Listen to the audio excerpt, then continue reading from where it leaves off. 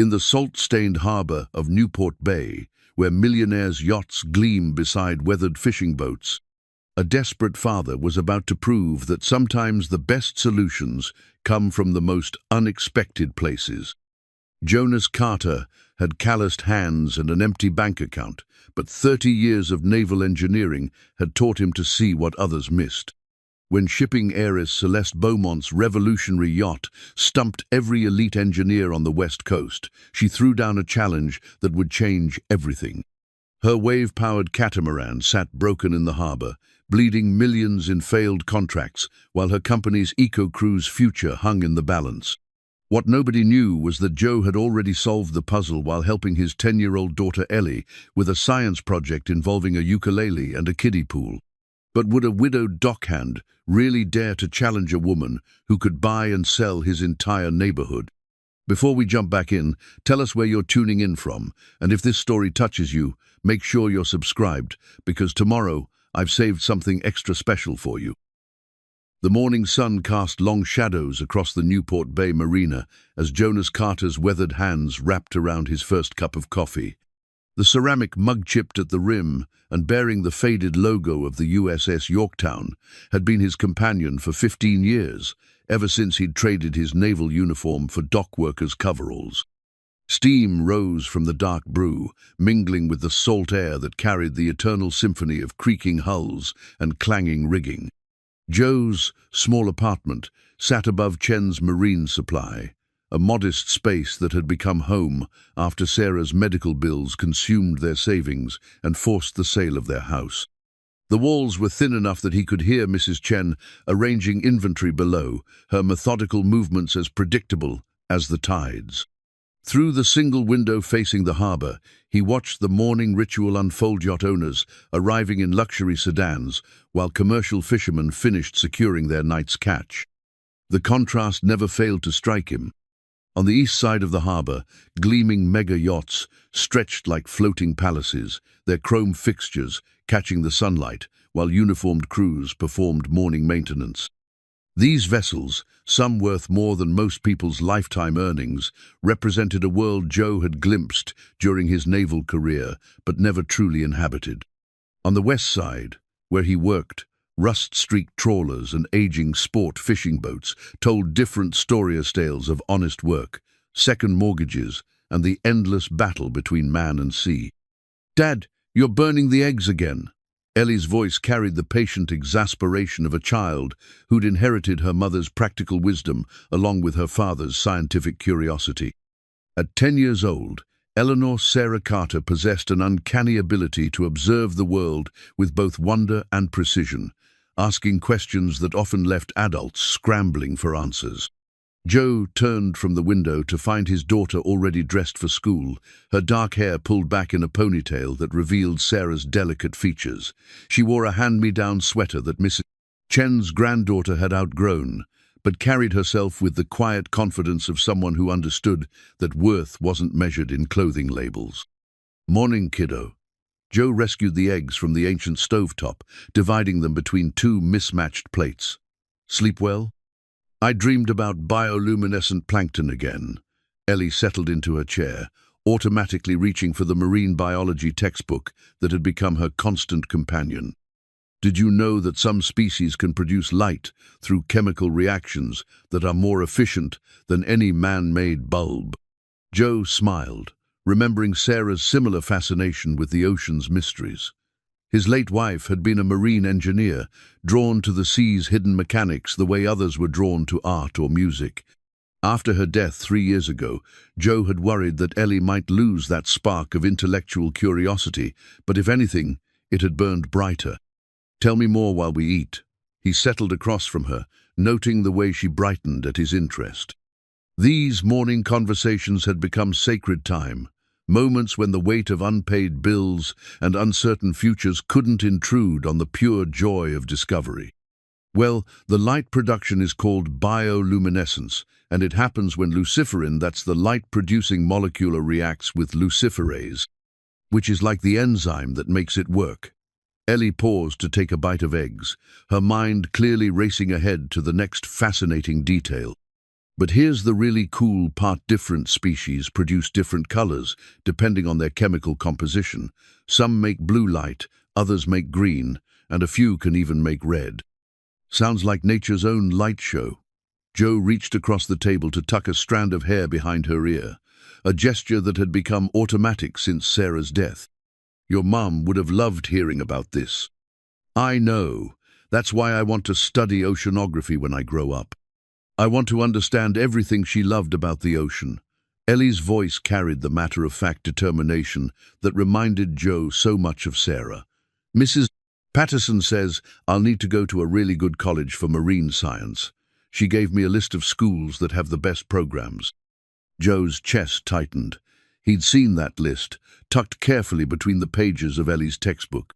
Schools like Scripps Institution of Oceanography and Woods Hole institutions that represented excellence and opportunity, but also tuition costs that might as well have been written in a foreign language for all their relevance to his bank account. We'll figure it out, sweetheart.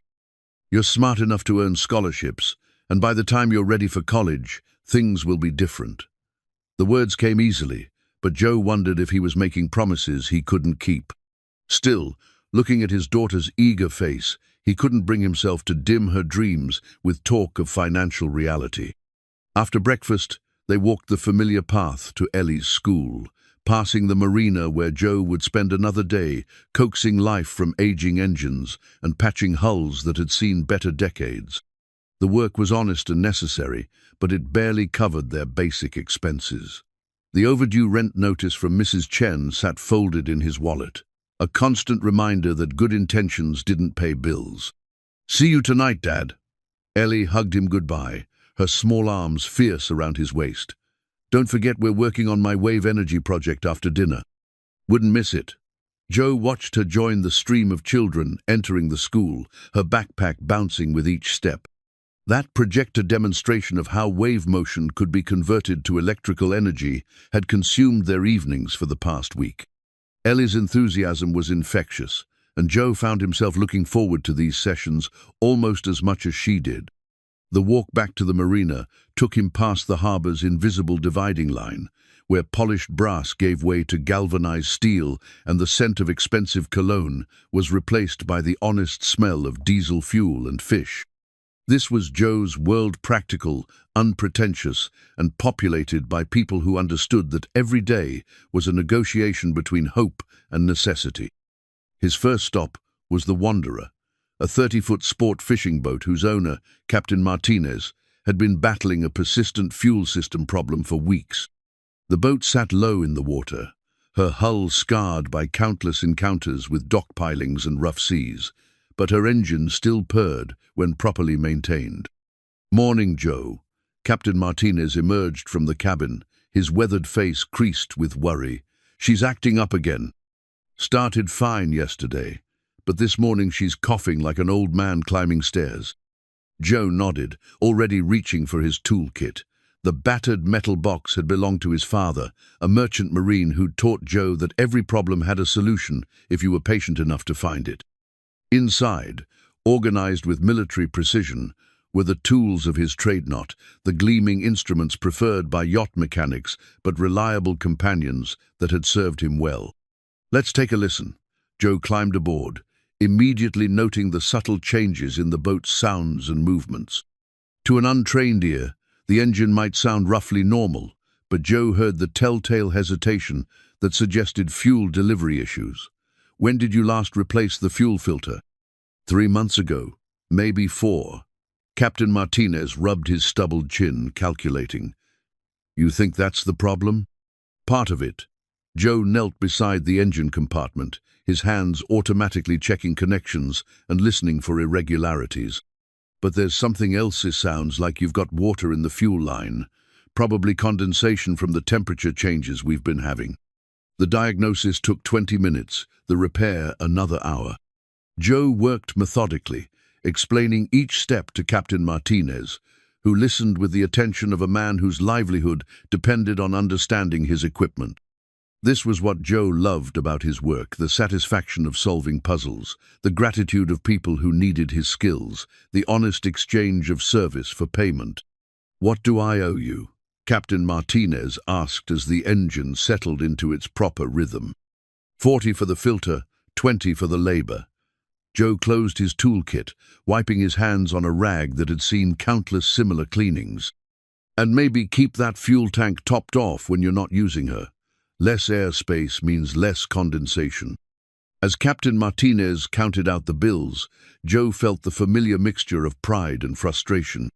He'd solved another problem, helped another person, but the payment barely covered his morning's expenses. At this rate, he'd need to work 18 hours a day just to break even, and that still wouldn't address the larger question of Ellie's future. The morning continued, with similar jobs: a clogged cooling system on a weekend sailor's sloop, a transmission adjustment on a harbor tour boat, the endless small repairs that kept the working side of the marina functioning. Each task reinforced Joe's reputation as the man who could fix anything, but reputation didn't pay for college tuition or reduce the stack of medical bills that still arrived months after Sarah's death. By lunch, Joe had worked his way down to the marina's far end, where the larger vessels moored. Here, the boats grew progressively more impressive, sleek cruisers with names like Tax Shelter and Liquid Assets, their owners visible mainly through the uniformed crews who maintained them. Joe rarely worked on these vessels. Their owners preferred certified yacht mechanics with impressive credentials and matching price tags. He was eating a sandwich beside the fuel dock when Mrs. Chen approached, her expression carefully neutral. At 68, she possessed the quiet authority of someone who'd built a successful business through decades of fair dealing and practical wisdom. Her family had owned the marina for 3 generations, and she understood both the rhythm of the harbor and the financial pressures that kept good people awake at night. "Joe, we need to talk." She settled beside him on the dock, her movements deliberate and careful. "I know things have been tight since Sarah's medical bills, and I've been patient because you're good people. But the marina's expenses don't stop, and I've got my own bills to pay." Joe nodded, having expected this conversation for weeks. "I know, Mrs. Chen. I'm behind on rent, and I appreciate you not pushing earlier. Is there any way I can work it off? Extra maintenance, weekend coverage, whatever you need. You already do more than I pay you for." Mrs. Chen's tone was gentle but firm. "The problem isn't your work ethic, Joe. It's simple mathematics. You owe 3 months' rent, and at your current income, you'll never catch up. I need a solution, not good intentions." The weight of her words settled over Joe like a familiar burden. He'd known this day would come, had even prepared for it, in the abstract way people prepare for inevitable disappointments. But sitting here in the sunshine, surrounded by the sounds and smells of the life he'd built, the reality felt heavier than he'd expected. "How long do I have?" he asked. "End of the month. That gives you 2 weeks to either catch up on the rent or find somewhere else to live." Mrs. Chen stood, her decision clearly difficult but final. "I'm sorry, Joe, if there was another way." "I understand." Joe forced a smile, not wanting to burden her with his problems. "You've been more than fair. I'll figure something out." As Mrs. Chen walked away, Joe stared across the harbor toward the expensive yachts, their chrome and glass surfaces reflecting the afternoon sun like mirrors. Somewhere, in that floating display of wealth, lay opportunities he'd never been able to access, problems that paid more than his monthly salary for a few hours' work. But those opportunities remained as distant as the horizon, separated from him by invisible barriers of class and expectation. The afternoon brought no relief from his financial worries, only the steady progression of small jobs that kept him busy but barely solvent. By 5 o'clock, when he finally locked his toolkit and headed home, Joe felt the familiar weight of uncertainty pressing against his chest. In a few hours, Ellie would be waiting for him, eager to continue their wave energy project, full of questions about the ocean's mysteries and dreams of her scientific future. How could he tell her that her future might be decided not by her brilliant mind or boundless curiosity, but by the simple arithmetic of their impossible situation? How could he explain that sometimes, no matter how hard you worked or how much you loved someone, the world's machinery ground forward with mechanical indifference to individual dreams? The answer, Joe realized as he climbed the stairs to their apartment, was that he couldn't. Not yet. Not until he'd exhausted every possibility, explored every option, and fought every battle that might give his daughter the chance she deserved. Somewhere in Newport Bay, he told himself, there had to be a solution. There had to be hope. He just hadn't found it yet. The next morning arrived with the kind of crisp autumn clarity that made Newport Bay look like a postcard, all gleaming water and pristine sky. Joe was adjusting the carburetor on a vintage Chris Craft when the sound reached him, the deep, expensive rumble of multiple diesel engines fighting against each other in mechanical discord. He looked up from his work to see something he'd never witnessed in 15 years at the marina, a yacht being towed. But this wasn't just any yacht. The vessel limping toward the harbor was a study in contradiction, sleek and futuristic, yet clearly disabled, her twin hulls cutting through the water with the grace of a wounded bird. She was a catamaran, but unlike any Joe had seen before. Where traditional cats relied on wind or conventional engines, this one bristled with wave energy collectors along her hulls, sophisticated gyroscopic stabilizers, and what appeared to be an AI-controlled hydrofoil system. The tugboat captain guided the disabled yacht toward the premium berths, where a small crowd was already gathering. Word traveled fast in a marina, especially when the word involved expensive failure and frustrated owners. Joe found himself drawn toward the commotion, his engineer's curiosity overriding his usual preference for staying on the working side of the harbor. Careful with those lines. The voice that cut through the morning air carried the unmistakable authority of someone accustomed to being obeyed. That stabilizer housing cost more than most people's cars. Joe's first glimpse of Celeste Beaumont confirmed everything the local gossips had whispered about the shipping heiress. She stood on the yacht's forward deck like a general surveying a lost battle, her perfectly tailored jacket and designer jeans somehow managing to look both practical and expensive. Her dark hair was pulled back in a style that suggested efficiency rather than fashion, and her green eyes sparked with the kind of intelligent frustration that Joe recognized in people who were accustomed to solving problems through sheer force of will. Behind her, a small army of technicians and assistants scurried about with the nervous energy of people whose jobs depended on fixing the unfixable. Joe counted at least 6 men in matching polo shirts, each carrying tablets and instruments that probably cost more than his monthly salary. Their collective expertise represented hundreds of thousands of dollars in consulting fees, yet here they were, towing their patient home like a wounded animal. Miss Beaumont, the preliminary diagnostics suggest, one of the technicians, a nervous man with expensive glasses, approached with a tablet displaying incomprehensible charts and graphs. The diagnostics suggest exactly what the previous 29 diagnostics suggested. Celeste interrupted, her voice carrying the edge of someone who'd heard too many explanations for the same inexplicable failure. The wave energy conversion system works perfectly in theory. The gyroscopic stabilizers are state-of-the-art, and the AI navigation system cost more than a small island. Yet somehow, when you put them all together, my revolutionary yacht handles like a drunk elephant on roller skates. Joe found himself smiling despite the woman's obvious frustration. There was something refreshing about her directness, even if it was wrapped in the kind of casual wealth that could buy and sell his entire neighborhood. He'd worked with enough engineers over the years to recognize the symptoms of overthinking when brilliant people became so focused on individual components that they lost sight of how systems interacted. The harmonic resonance between the wave collectors and the stabilization system is creating, another technician began. I know what it's creating, Celeste snapped. It's creating a $200 million paperweight and threatening to sink my company's eco-cruise contracts. What I need is someone who can tell me how to fix it, not someone who can explain why it's broken. The group fell silent, their collective expertise suddenly seeming inadequate in the face of their employer's mounting frustration. Joe had seen this dynamic before the moment when theoretical knowledge met practical reality and discovered the gap between them. It was a gap that usually required a different kind of thinking, the kind that came from years of making imperfect systems work in imperfect conditions. 30 engineers, Celeste continued, her voice rising enough to carry across the water to where Joe stood listening. 30 of the most expensive marine engineers on the West Coast, and not one of them can make this thing work properly.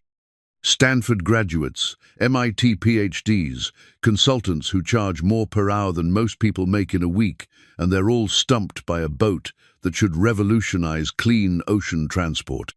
She turned to face the small crowd that had gathered on the dock, her frustration finally boiling over into the kind of public display that made witnesses uncomfortable. You want to know what the problem is? The problem is that everyone thinks they're so smart they can reinvent the ocean. Well, guess what? The ocean doesn't care about your degrees or your consulting fees or your brilliant theories. The ocean just is, and if you can't work with it, it will break your expensive toys and send you home crying. Joe found himself nodding in agreement, remembering similar conversations with Sarah about the arrogance of engineers who tried to impose their will on natural systems instead of learning to work with them. The ocean had its own rhythms and rules, patterns that had been established over millions of years. Fighting those patterns was like trying to argue with gravity. You might win a few battles, but the war was already lost. So here's my challenge, Celeste announced, her voice carrying across the marina with the authority of someone making a public declaration. I'll pay anyone who can fix this boat $100,000. Cash. No questions asked. I don't care if you have a PhD from Harvard or barely finished high school. I don't care if you're the most expensive consultant in California or the guy who pumps gas at the corner station. If you can make this yacht work the way it's supposed to work, the money is yours. The offer sent a ripple of murmurs through the gathered crowd. $100,000 was serious money to anyone, but to the people who worked the docks, it represented something close to life-changing. Joe felt his heart rate quicken as he calculated what that kind of money could mean. Ellie's college fund, their overdue rent, a real chance at financial stability for the first time since Sarah's death. But here's the catch, Celeste continued, her smile sharp enough to cut glass. You get one chance. One. If you think you can fix it and you fail, you're banned from trying again. I'm tired of wasting time on people who think they're smarter than they actually are. She gestured toward the yacht, its sophisticated systems gleaming in the morning sun like a technological puzzle waiting to be solved. So if you're so smart, then fix my boat. Put your money where your mouth is and show me what you can do. But don't waste my time with theories and explanations and excuses. I've heard enough of those to last 3 lifetimes. The challenge hung in the air like a thrown gauntlet, its implications rippling through the crowd in waves of whispered conversations and nervous glances. Joe found himself studying the yacht with new interest, his engineer's eye automatically cataloguing the visible systems and trying to understand how they might interact. The wave energy collectors were elegant in their simplicity, designed to capture the motion of swells and convert it to electrical power. The gyroscopic stabilizers were more complex, using spinning masses to counteract the yacht's roll and pitch. The AI system was the wild card sophisticated enough to adjust the hydrofoils in real time based on sea conditions. Individually, each system represented cutting-edge technology, but Joe's experience had taught him that elegance in isolation often became chaos in combination. The more sophisticated the individual components, the more opportunities for unexpected interactions and harmonic conflicts. It was like trying to conduct an orchestra where each musician was playing a different piece of music, technically perfect, but utterly incompatible. "Dad?" Ellie's voice came from behind him, and Joe turned to find his daughter approaching with her school backpack and an expression of barely contained excitement. "Is that the yacht everyone's talking about? The one with the wave power system?" "Should be in school, kiddo," Joe said automatically, though he was secretly pleased to have her perspective on the problem. Ellie had a way of seeing things that adults missed, asking questions that cut through complexity to reach fundamental truths. "Teacher workday," Ellie explained, her attention already focused on the yacht. "Dad, look at the way those wave collectors are mounted." They're fighting against the stabilizers, aren't they? Like when I tried to tune my ukulele while the washing machine was running, the vibrations kept interfering with each other.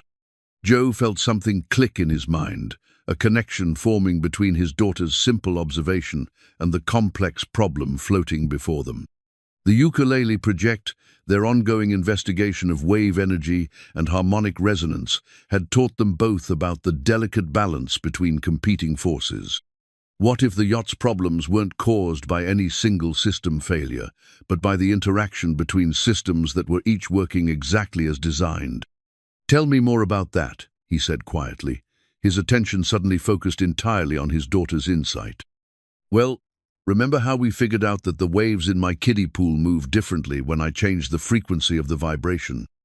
And how the ukulele strings would resonate with certain frequencies but fight against others?"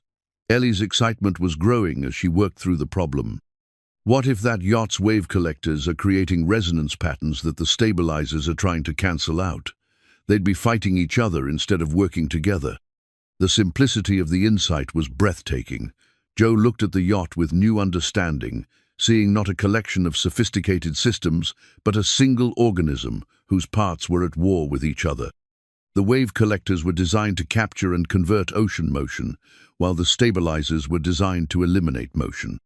The AI system was trying to optimize both functions simultaneously, creating a feedback loop that guaranteed failure. "That's brilliant, sweetheart," Joe said, his mind already racing ahead to potential solutions. "Absolutely brilliant." "Are you going to try to fix it?" Ellie asked, her voice mixing excitement with concern. $100,000 would pay for a lot of college." Joe looked at his daughter, then at the yacht, then at Celeste Beaumont, who was still holding court with her frustrated technicians. The distance between his world and hers seemed vast, not just social or economic, but philosophical. Her approach to problems involved throwing money and expertise at them until they submitted. His approach involved patience, observation, and the kind of practical wisdom that came from years of making imperfect things work in imperfect conditions. But Ellie was right about the money. $100,000 would change everything for them. It would pay off their debts, secure Ellie's education, and give them the financial breathing room that had been missing since Sarah's death. More than that, it would prove that his skills, real skills, not just his ability to patch and maintain, had value in a world that seemed to prize credentials over competence. The question wasn't whether he could fix the yacht. Looking at it now, understanding the fundamental flaw in its design, Joe was confident he could solve the problem that had stumped 30 expensive engineers. The question was whether he had the courage to step across that invisible line between his world and theirs, to risk public failure for the chance of spectacular success. "If you're so smart, then fix my boat," Celeste had said. The challenge echoed in Joe's mind as he watched her dismiss another technician's explanation with an impatient gesture. She was looking for someone who could see what others had missed, someone who could solve problems instead of analyzing them to death. Joe took a deep breath, tasting salt air and possibility in equal measure. Then he stepped forward, Ellie beside him, and walked toward the most important conversation of his life. "Excuse me, Miss Beaumont." Joe's voice carried across the yacht's deck with the quiet confidence of someone who was used to being heard, even when he wasn't the loudest person in the room. Celeste turned toward him, her expression shifting from frustrated impatience to curious assessment as she took in his appearance-work clothes, calloused hands, and the unmistakable bearing of someone who solved problems for a living. "I'm Jonas Carter. I work here at the marina, and I think I might be able to help with your yacht." The technicians around Celeste exchanged glances that ranged from amusement to outright skepticism. One of them, a man whose polo shirt bore the logo of an expensive consulting firm, actually chuckled before catching himself. Joe felt the familiar sting of class dismissal, the automatic assumption that his lack of credentials meant lack of competence. "Mr. Carter," Celeste said, her tone carefully neutral, "I appreciate your interest, but this isn't exactly a carburetor problem. This yacht incorporates some of the most advanced marine technology ever developed. The wave energy conversion system alone represents 5 years of research and development. I understand that, Joe replied, gesturing toward Ellie, who stood beside him with her characteristic mixture of shyness and determination. But my daughter here just made an observation that I think you should hear. Ellie, tell Miss Beaumont what you noticed about the wave collectors and stabilizers. Ellie stepped forward, her voice clear despite the intimidating audience. They're fighting each other. The wave collectors are trying to capture ocean motion and turn it into energy, but the stabilizers are trying to eliminate motion to keep the boat steady. They're working against each other instead of together, like trying to play music while someone's covering your ears. The simplicity of the observation seemed to catch Celeste off guard. She looked from Ellie to Joe, then toward her yacht, her expression shifting as she processed the implications. That's actually quite insightful. But surely my engineers have considered harmonic interference between systems. Have they? Joe asked gently. Because from what I can see, each system was probably designed and tested independently. Wave collectors work great in isolation, stabilizers work great in isolation, AI navigation works great in isolation. But put them all together, and you've got 3 systems trying to optimize different parameters simultaneously. One of the technicians stepped forward, his skepticism evident. Mr. Carter, with all due respect, we've run comprehensive diagnostics on every system interaction. The computer models show perfect compatibility between... Computer models are only as good as their assumptions, Joe interrupted, not unkindly. And sometimes the real world doesn't follow the computer's rules. May I take a look at the actual systems? Celeste studied Joe for a long moment, her green eyes searching his face for something competence, confidence, or perhaps just honest intention. You understand my offer. One chance, Mr. Carter. If you think you can fix what 30 engineers couldn't, you get one opportunity to prove it. If you fail, you're done. I understand. Joe's voice carried the steady assurance of someone who had faced similar moments throughout his career, moments when theory met practice and only one survived. But I'd like to examine the systems first, understand how they actually behave rather than how they're supposed to behave. Fair enough. Celeste gestured toward the yacht. You have until sunset. If you want to try a fix, you can start tomorrow morning. But Mr. Carter, I hope you understand what you're risking. Public failure in front of half the marina isn't exactly a resume builder. Joe followed Celeste aboard the yacht, Ellie close beside him, both of them immediately struck by the vessel's sophisticated beauty. The deck was a study in functional elegance, every surface and component designed with the kind of attention to detail that came from unlimited budgets and uncompromising standards. But underneath the polish, Joe sensed the tension of a machine at war with itself. This is the primary control interface, Celeste explained, leading them to a console that looked more like something from a spacecraft than a boat. The AI system monitors sea conditions and adjusts the hydrofoils and stabilizers in real time. Wave height, frequency, wind speed, boat speed. It processes hundreds of variables every second.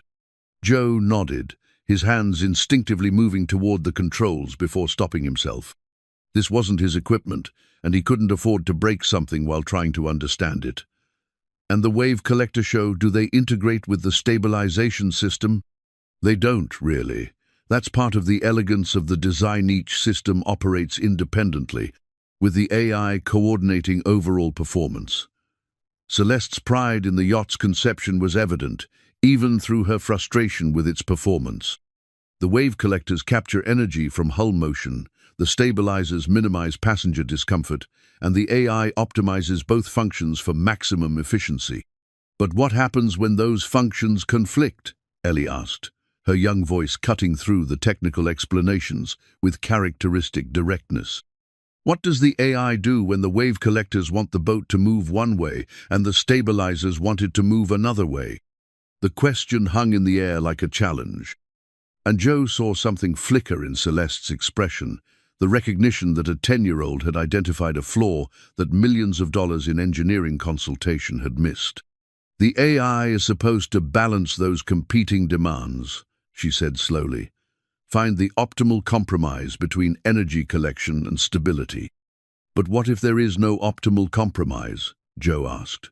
What if the fundamental design requires the systems to fight each other, and the AI is just managing the conflict rather than resolving it? They spent the next 2 hours examining every aspect of the yacht's systems, Joe asking questions that seemed almost naive in their simplicity, while Ellie pointed out details that the adults had overlooked.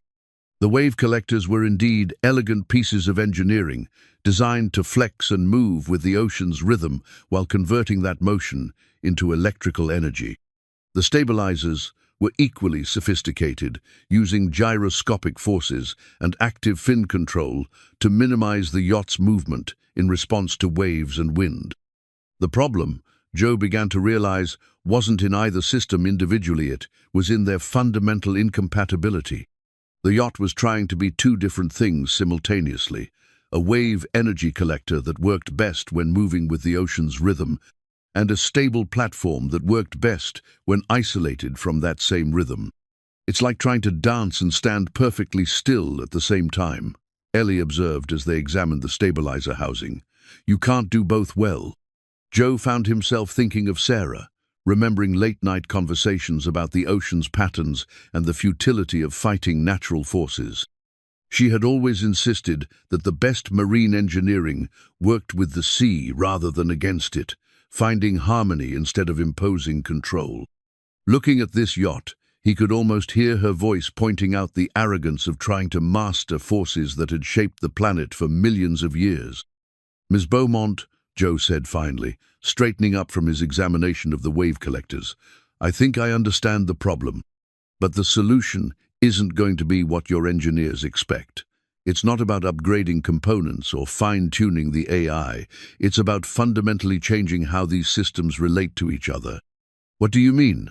Celeste's attention was completely focused now, her earlier skepticism replaced by genuine curiosity. Joe pulled out his phone and showed her a video Ellie had recorded for her science projector, simple demonstration involving a ukulele floating in a kiddie pool, its strings resonating with the water's movement. Harmony, he said simply. Instead of fighting the ocean's motion, we need to find a way for all the systems to move together, like musicians playing the same song. That's impossible, one of the technicians protested. The stabilizers are specifically designed to counteract motion. You can't make them work with the wave collectors, they're fundamentally opposed functions. Are they? Joe asked, his mind already working through possibilities that seemed obvious now that he understood the real problem. Or are we just thinking about them wrong? What if instead of trying to eliminate motion, we taught the stabilizers to manage it? What if instead of fighting the wave collectors, they learned to dance with them? The idea was taking shape in his mind, built on principles he'd learned during his naval career and refined through years of making imperfect systems work in imperfect conditions.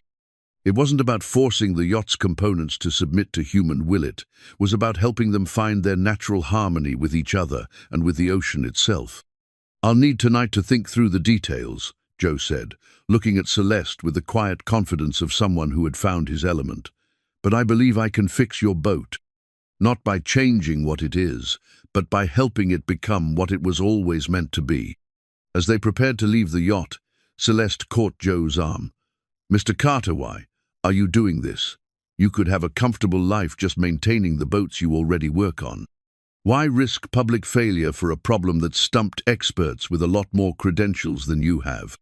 Joe looked at Ellie, who was carefully recording observations in her science notebook, her face bright with the excitement of discovery.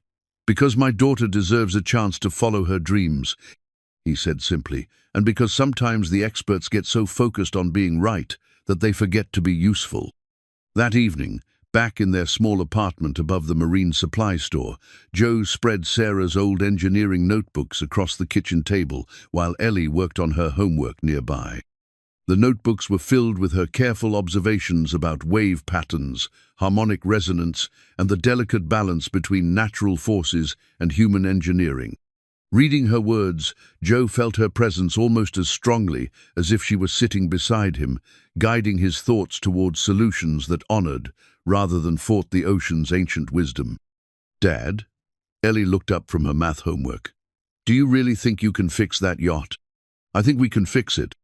Joe corrected gently. Your observation about harmonic conflict was the key to understanding the real problem. Now we just need to find a way to turn conflict into cooperation. As the night deepened and the harbor grew quiet around them, Joe worked through the technical details of his proposed solution, sketching modifications and calculating adjustments by the light of the table lamp. Outside their window, the yacht sat in her berth like a sleeping giant, waiting for tomorrow's test of whether practical wisdom could succeed where theoretical brilliance had failed. The solution, Joe realized, would require not just technical skill but a fundamental shift in thinking from domination to harmony, from control to cooperation, from fighting the ocean to dancing with it. It was exactly the kind of challenge that Sarah would have loved, and exactly the kind of opportunity that could change everything for him and Ellie. Tomorrow would determine whether a widowed dock worker could succeed where 30 engineers had failed, whether a 10-year-old simple insight could unlock millions of dollars in stalled innovation, and whether the principles of harmony and cooperation could triumph over the arrogance of technological force.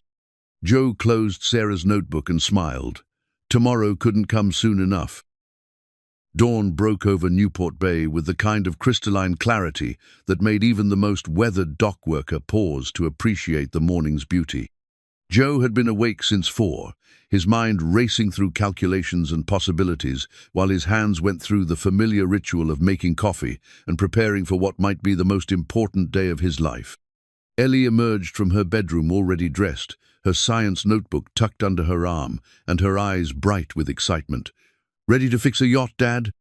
Ready to try, Joe corrected, though his confidence had grown overnight as he'd worked through the technical details of his solution. Sarah's notebooks had provided the theoretical foundation, but the practical implementation would require the kind of improvised engineering that had become his specialty over the years. They walked to the marina together, passing the early morning joggers and dog walkers who populated the harbor's quiet hours. The yacht looked different in the morning, lightless, like an expensive failure, and more like a puzzle waiting to be solved. Joe could see Celeste's team already gathering on the dock, their expensive equipment and matching polo shirts, a stark contrast to his battered toolkit and work clothes. "Mr. Carter," Celeste's voice carried across the water as she approached with her characteristic blend of authority and barely contained energy. "I hope you had a productive night. My investors are flying in this afternoon to see either a miraculous fix or a very expensive admission of defeat." "We had a very productive night," Joe replied, gesturing toward Ellie, who was already studying the yacht's wave collectors with renewed interest. "But before we start, I need to explain what we're going to do and why it's different from what your other engineers attempted." Celeste nodded, her attention focused completely on Joe's explanation. Around them, the technicians gathered with the careful neutrality of professionals who had seen too many miracle cures fail to get excited about another one. "The problem isn't mechanical," Joe began, pulling out a simplified diagram he'd sketched the night before. "Every component on your yacht works exactly as designed. The wave collectors capture energy efficiently, the stabilizers minimize motion effectively, and the AI processes information flawlessly. The problem is that they're all trying to accomplish contradictory goals." He pointed to different sections of his diagram as he explained. "The wave collectors work best when the yacht moves, with the ocean's rhythm rolling, pitching, and yawing in response to wave action. The stabilizers work best when they eliminate that same motion, keeping the yacht as steady as possible. The AI tries to optimize both functions simultaneously, which creates a feedback loop where the systems fight each other instead of working together." "But surely there's an optimal balance point," one of the technicians interjected. "Our computer models showed." "Your computer models assumed that optimal meant finding a compromise between competing functions," Ellie interrupted, her young voice carrying surprising authority. "But what if optimal means changing the functions so they don't compete anymore?" Joe smiled at his daughter's insight, remembering Sarah's belief that the most elegant solutions often came from changing the question rather than improving the answer. Exactly. Instead of trying to balance wave collection against stabilization, we're going to teach them to work together. Over the next hour, Joe explained his proposed solution, while his hands began the delicate work of implementing it. The modifications were surprisingly simple in concept, but required precise execution. Instead of trying to eliminate the yacht's motion, the stabilization system would be reprogrammed to manage and channel that motion in ways that enhanced, rather than fought, the wave collector's function. Think of it like surfing, Joe explained, as he adjusted the stabilizer controls. A surfer doesn't fight the wave, they find the wave's rhythm and use it to their advantage. We're teaching your yacht to surf the ocean's energy instead of fighting it. The work required both high-tech programming and old-fashioned mechanical adjustment. Joe's years of naval engineering had taught him to work with systems that needed to function reliably in conditions their designers had never imagined. Celeste's yacht was sophisticated, but the principles of harmonic resonance and mechanical sympathy were as old as the first sail. "This is remarkable," Celeste said as she watched Joe work. "You're not adding new components or upgrading existing systems, you're just changing how they talk to each other." "Harmony," Ellie added from her position near the wave collectors, where she was carefully monitoring their response to Joe's adjustments. "Like a band where everyone's playing the same song instead of different songs at the same time." The morning progressed with the careful intensity of a surgical operation. Joe worked methodically through each system, adjusting parameters and recalibrating responses while explaining his reasoning to Celeste and her increasingly interested team. What had seemed impossible yesterday, making competing systems cooperate, began to look not just possible but inevitable. "The key insight," Joe explained as he fine-tuned the AI's response patterns, "is that the ocean isn't your enemy. It's been moving energy around this planet for billions of years with perfect efficiency. Instead of trying to impose our will on that system, we need to learn from it and work with it." By noon, the modifications were complete. The yacht's systems had been reprogrammed to function as a single organism rather than competing components, each element supporting and enhancing the others instead of fighting for dominance. The wave collectors would capture energy from the yacht's motion, the stabilizers would manage that motion to optimize energy capture while maintaining passenger comfort, and the AI would coordinate the entire system to work in harmony with whatever conditions the ocean provided. "Ready for a test run?" Joe asked, wiping his hands on the towel that had become his constant companion throughout the morning's work. Celeste nodded, her expression mixing anticipation with the kind of nervous energy that came from betting everything on an untested solution. "My investors will be here in 2 hours. If this works, we'll have something miraculous to show them. If it doesn't, it'll work," Ellie said, with the absolute confidence that only children could muster. "Dad's fixes always work." The yacht's engines came to life with a smooth rumble that seemed somehow different from the previous day's mechanical discord. As they pulled away from the dock, Joe felt the familiar satisfaction of machinery working in harmony rather than conflict.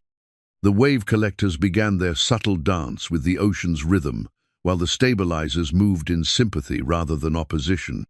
"This is extraordinary." Celeste breathed as the yacht settled into its stride. "The motion is completely different, smoother, more natural. It feels like the boat is part of the ocean instead of fighting it." Joe watched the various displays and gauges, noting how the different systems supported each other's function instead of competing for resources. The wave collectors captured energy from the yacht's motion, while the stabilizers channeled that motion to maximize both energy generation and passenger comfort. The AI coordinated everything with the fluid responsiveness of a natural system rather than the rigid logic of competing programs. Energy generation is up 30% from yesterday's tests. One of the technicians reported, his skepticism replaced by professional admiration. "And passenger comfort metrics are better than anything we achieved with the original stabilization protocols." They spent the next hour putting the yacht through increasingly challenging test-sharp turns, speed changes, and deliberate encounters with the day's moderate swells. Each test confirmed what Joe had hoped and Ellie had predicted. The yacht was no longer fighting itself or the ocean, but working in harmony with natural forces to achieve what pure technology had failed to accomplish. "How did you know this would work?" Celeste asked as they headed back toward the marina. 30 engineers with advanced degrees couldn't solve this problem, but you and your daughter figured it out in one night. Joe thought about Sarah's notebooks, about years of naval experience, about the countless small repairs that had taught him the difference between mechanical force and mechanical sympathy. "Experience," he said finally, "and the willingness to listen to what the ocean was trying to teach us instead of trying to impose our own ideas on it. Plus, Dad's really smart," Ellie added loyally. "He just doesn't have the fancy certificates to prove it." As they approached the marina, Joe could see a crowd gathering on the dock. Word of the test run had spread, and half the harbor seemed to be waiting to see whether the local mechanic had succeeded where the experts had failed. Among the crowd, Joe spotted several people in expensive suits who could only be Celeste's investors, their presence adding weight to the moment. "Whatever happens next," Celeste said quietly, "I want you to know that you've taught me something important today. About listening instead of demanding, about working with natural forces instead of trying to dominate them. That's worth more than the yacht repairs." Joe felt a warmth that had nothing to do with the afternoon sun. For the first time since Sarah's death, his work felt like more than just survival. It felt like purpose. "Thank you," he said simply. "That means more than you know." As the yacht glided smoothly into her berth, the crowd erupted in spontaneous applause. Joe had done what 30 engineers couldn't, not through superior credentials or expensive equipment, but through the kind of practical wisdom that came from years of listening to what machines and ocean were trying to tell him. But even as he acknowledged the congratulations and handshakes, Joe understood that this was just the beginning. Celeste's investors would have questions, her company would have expectations, and the solution that worked in Newport Bay would need to prove itself in the wider world.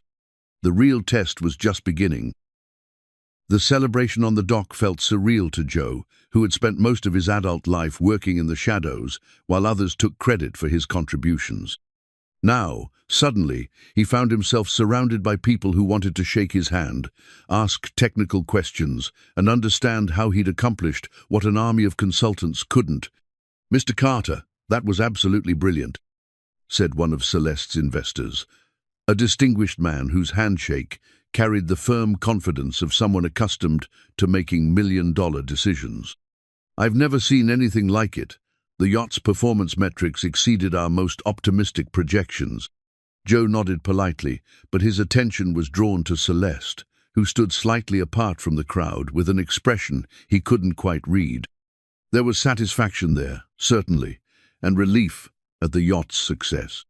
But underneath those emotions, he sensed something more complexer, mixture of gratitude and vulnerability that suggested this victory meant more to her than simple business success. "Dad, they're asking about the payment," Ellie whispered, tugging at his sleeve. "The $100,000. The money." In the excitement of solving the problem and proving his solution, Joe had almost forgotten about Celeste's original offer. $100,000 would change everything for them, eliminate their debts, secure Ellie's education, and provide the kind of financial stability that had seemed impossible just 24 hours ago. "Miss Beaumont," Joe approached her as the crowd began to disperse, "about your offer. You don't want the money." Celeste's statement wasn't a question, and Joe realized that his reluctance must have been visible in his expression. "Why not? You earned it." "More than earned it." Joe glanced at Ellie, who was watching the conversation with the intense focus she usually reserved for her science projects. "I want something smaller," he said finally, "just enough to cover Ellie's school deposit for next year. Maybe $5,000. The rest I'd rather you use it for something that matters." Celeste stared at him, as if he'd spoken in a foreign language. "Mr. Carter, I offered you $100,000. You solved a problem that was costing my company millions. 5,000 is insulting." "5,000 changes our life," Joe replied quietly. 100,000 changes who we are. There's a difference." The conversation was interrupted by the arrival of a woman Joe hadn't seen before, tall, elegantly dressed, with the kind of commanding presence that suggested both wealth and authority. She approached Celeste with the familiarity of someone who had known her for years, but Joe noticed the subtle tension that entered Celeste's posture at her approach. "Celeste, darling, what a dramatic little demonstration." The woman's voice carried the cultured tones of old money and older expectations. "Though I have to say, hiring a local mechanic does seem rather desperate." "Mother." Celeste's tone was carefully neutral, but Joe caught the flash of irritation in her green eyes. "I didn't expect you to come personally. When my daughter's company faces potential bankruptcy, I make time." Margaret Beaumont's gaze swept over Joe with the kind of assessment that reduced people to their economic utility. "Mr. Carter, isn't it? Celeste tells me you've managed to make her little boat work properly. How refreshing to find competent help among the working class." Joe felt Ellie stiffen beside him, and he placed a protective hand on her shoulder. He'd encountered this kind of casual condescension throughout his career, the automatic assumption that blue-collar work meant blue-collar intelligence. Usually, he let it pass without comment, understanding that arguing with prejudice rarely changed minds. But something about Margaret Beaumont's tone and her obvious effect on Celeste sparked a protective instinct he couldn't ignore. "Actually, Mrs. Beaumont, your daughter's yacht is a remarkable piece of engineering. The problem wasn't with the quality of the components, but with how they were integrated. Sometimes, an outside perspective can see solutions that familiarity obscures." How diplomatic. Margaret's smile was sharp enough to cut glass. Celeste always did have a talent for finding exotic solutions to simple problems. "I suppose that's what happens when you give a young woman too much freedom and too much money." Joe watched Celeste's face during this exchange, noting the way her mother's words seemed to diminish her, even as she stood surrounded by evidence of her success. It was a dynamic he recognized from his own childhood, the way criticism from people who mattered could overshadow any amount of external validation. "The yacht represents a significant breakthrough in sustainable marine technology," Joe said, his voice carrying the quiet authority of someone who understood what he was talking about. "The applications for commercial shipping and recreational boating are enormous. Your daughter should be proud of what she's accomplished." "Pride," Margaret said with the kind of laugh that managed to be both elegant and cruel, "is what led to this mess in the first place. Celeste has always been more interested in making statements than making money. Idealism is charming in children, but business requires pragmatism." "Sometimes idealism and pragmatism point in the same direction," Ellie said suddenly, her young voice cutting through the adult conversation with characteristic directness. "Making boats that work with the ocean instead of fighting it isn't just good for the environment, it's better engineering." Margaret's attention turned to Ellie with the kind of surprised interest that adults reserved for children who spoke above their supposed station. "And you are?" "Eleanor Carter. I helped my dad figure out the harmonic resonance problem." Ellie's chin lifted with quiet pride. "The ocean has been moving energy around for millions of years. It seemed silly to fight something that old and that smart." For a moment, Margaret seemed genuinely taken aback by Ellie's calm confidence. Then her expression shifted back to its default setting of polite dismissal. "How precocious." "Celeste, we need to discuss the implications of today's success. There are decisions to be made about scaling production, licensing agreements, patent protections." "Mother, please." Celeste's voice carried a weariness that suggested this conversation had been repeated many times before. "Can't we at least acknowledge what's been accomplished here before we start planning how to commercialize it?" "Acknowledgement doesn't pay stockholders, darling. Mr. Carter has solved your immediate problem, which is wonderful. But now we need to think strategically about how to protect and monetize his solution." Joe felt a chill run down his spine as Margaret's words sank in. He'd been so focused on solving the technical problem that he hadn't considered the broader implications of his success. In fixing Celeste's yacht, he'd created something valuable, potentially very valuable. And in a world where value meant ownership, his lack of legal protection might mean that his solution would benefit everyone except the person who'd created it.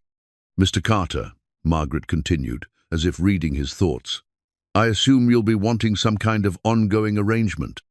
Consulting fees, perhaps, or a position with Celeste's company. I'm sure we can work out something suitable." The offer was presented with the kind of casual generosity that made it clear who held the power in the negotiation.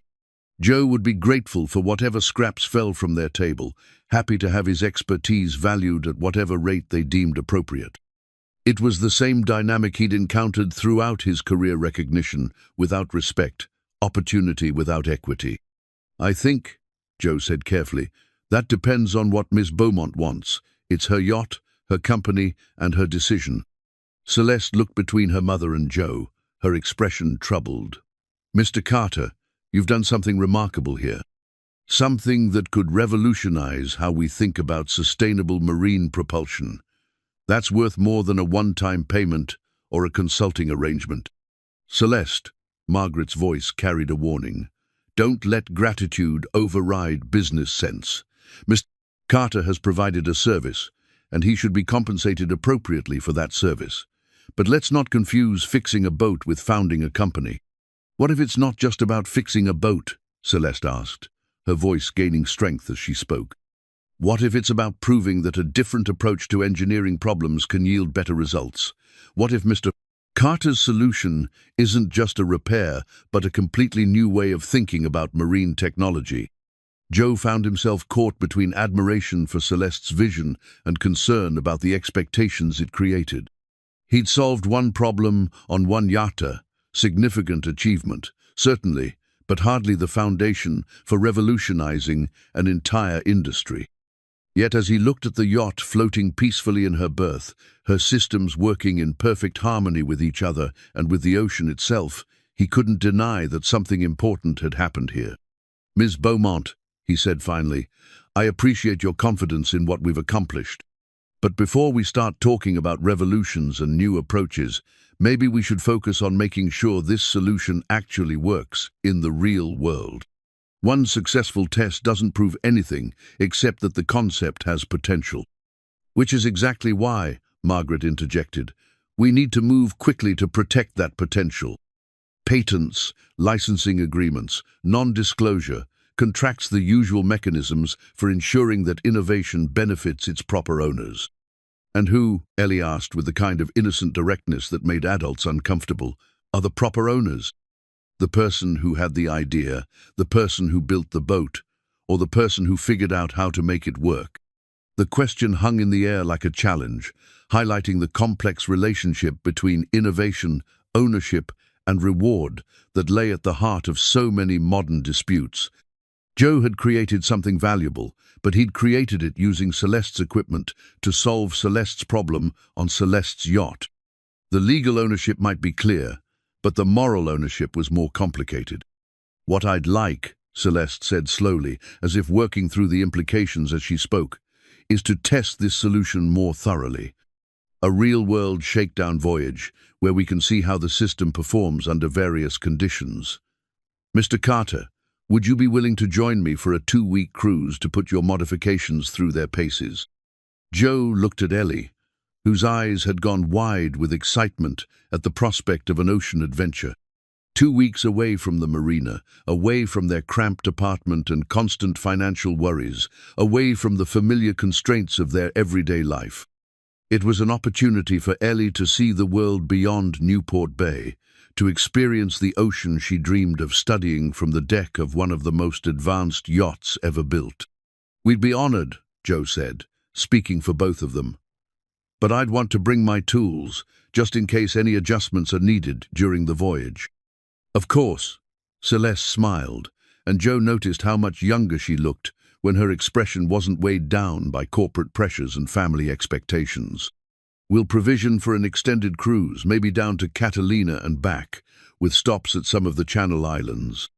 It'll give us a chance to test the system under different conditions and see how it performs over time."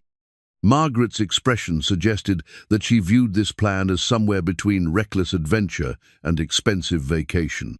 Celeste, I hardly think a pleasure cruise is the most efficient way to validate a technical solution.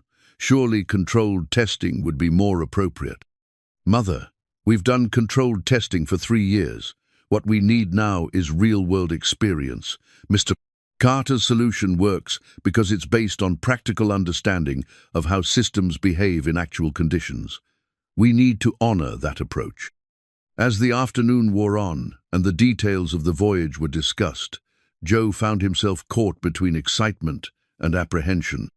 The success of his yacht repair had opened doors he'd never imagined walking through, but it had also created expectations and obligations that made him uncomfortable.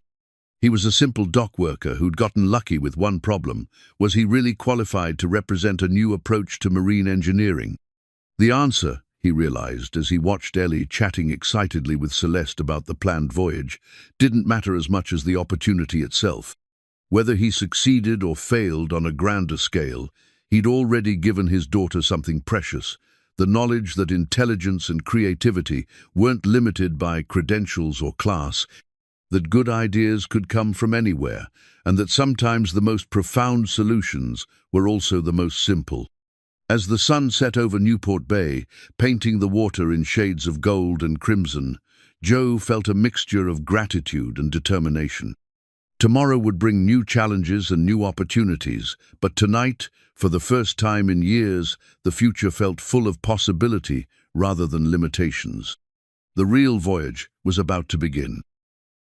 3 days later, Joe stood on the yacht's deck, watching the California coastline recede into the morning haze.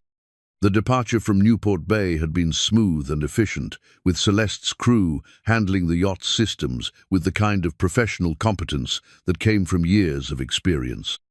But it was Joe's modifications that made the journey feel different. The yacht moved through the water with a fluid grace that seemed almost alive, responding to the ocean's rhythm rather than fighting it. "Dad, look at this!" Ellie's voice carried across the deck from where she knelt beside one of the wave collectors, her notebook open as she recorded observations. The energy output keeps changing based on the wave patterns, but it's like the system is learning to predict what's coming next. Joe joined his daughter, noting the steady stream of data flowing across the yacht's monitoring systems.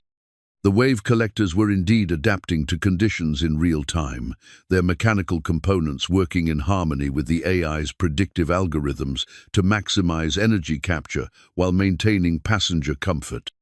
It was exactly what he'd hoped to achieve, but seeing it work so seamlessly in open ocean conditions filled him with a satisfaction that went beyond professional pride.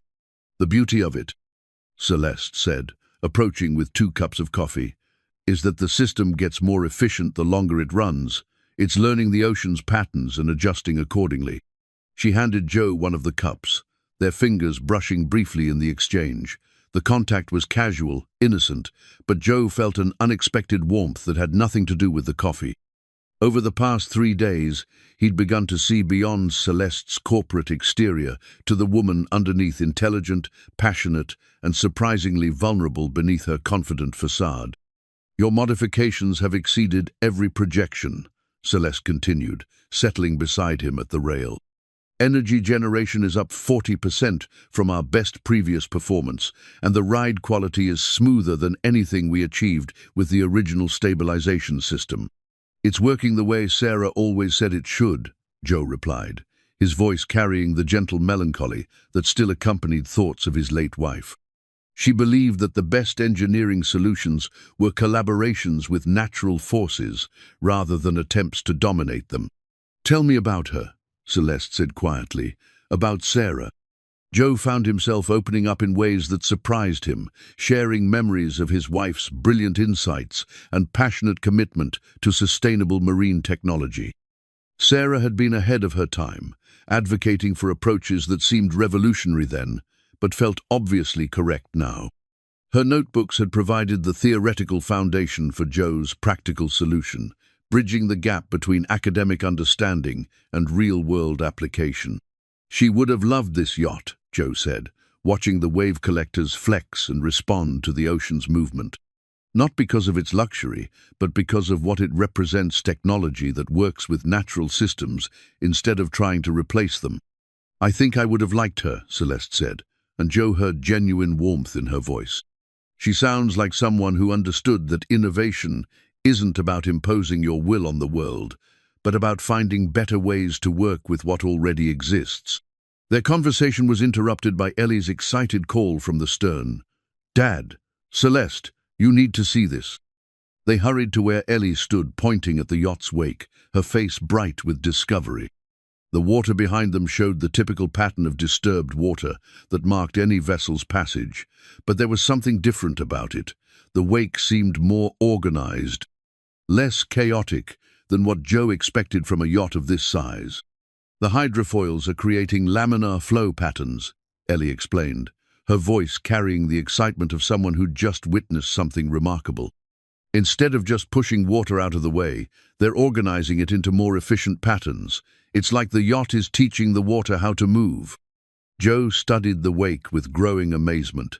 Ellie was right. The water behind them showed signs of organized flow that suggested the yacht's passage was actually reducing turbulence rather than creating it. It was a level of efficiency that he'd never seen before, a harmony between vessel and medium that approached something like art. "This changes everything," Celeste breathed, her business mind immediately grasping the implications. "If we can document and replicate this effect, it's not just about energy generation anymore. It's about fundamentally more efficient marine transportation." The morning's discovery set the tone for the rest of the voyage. Each day brought new evidence that Joe's modifications had created something more significant than anyone had anticipated. The yacht wasn't just working with the ocean's energy, it was enhancing the ocean's natural efficiency, creating benefits that extended far beyond the vessel itself. But the technical successes were matched by personal discoveries that surprised Joe even more than the yacht's performance.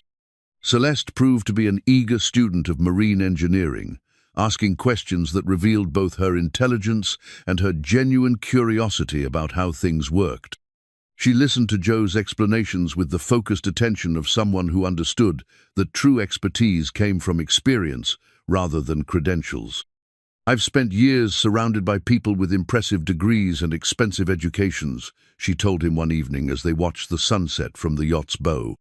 "But you're the first person who's been able to explain complex systems in ways that actually make sense.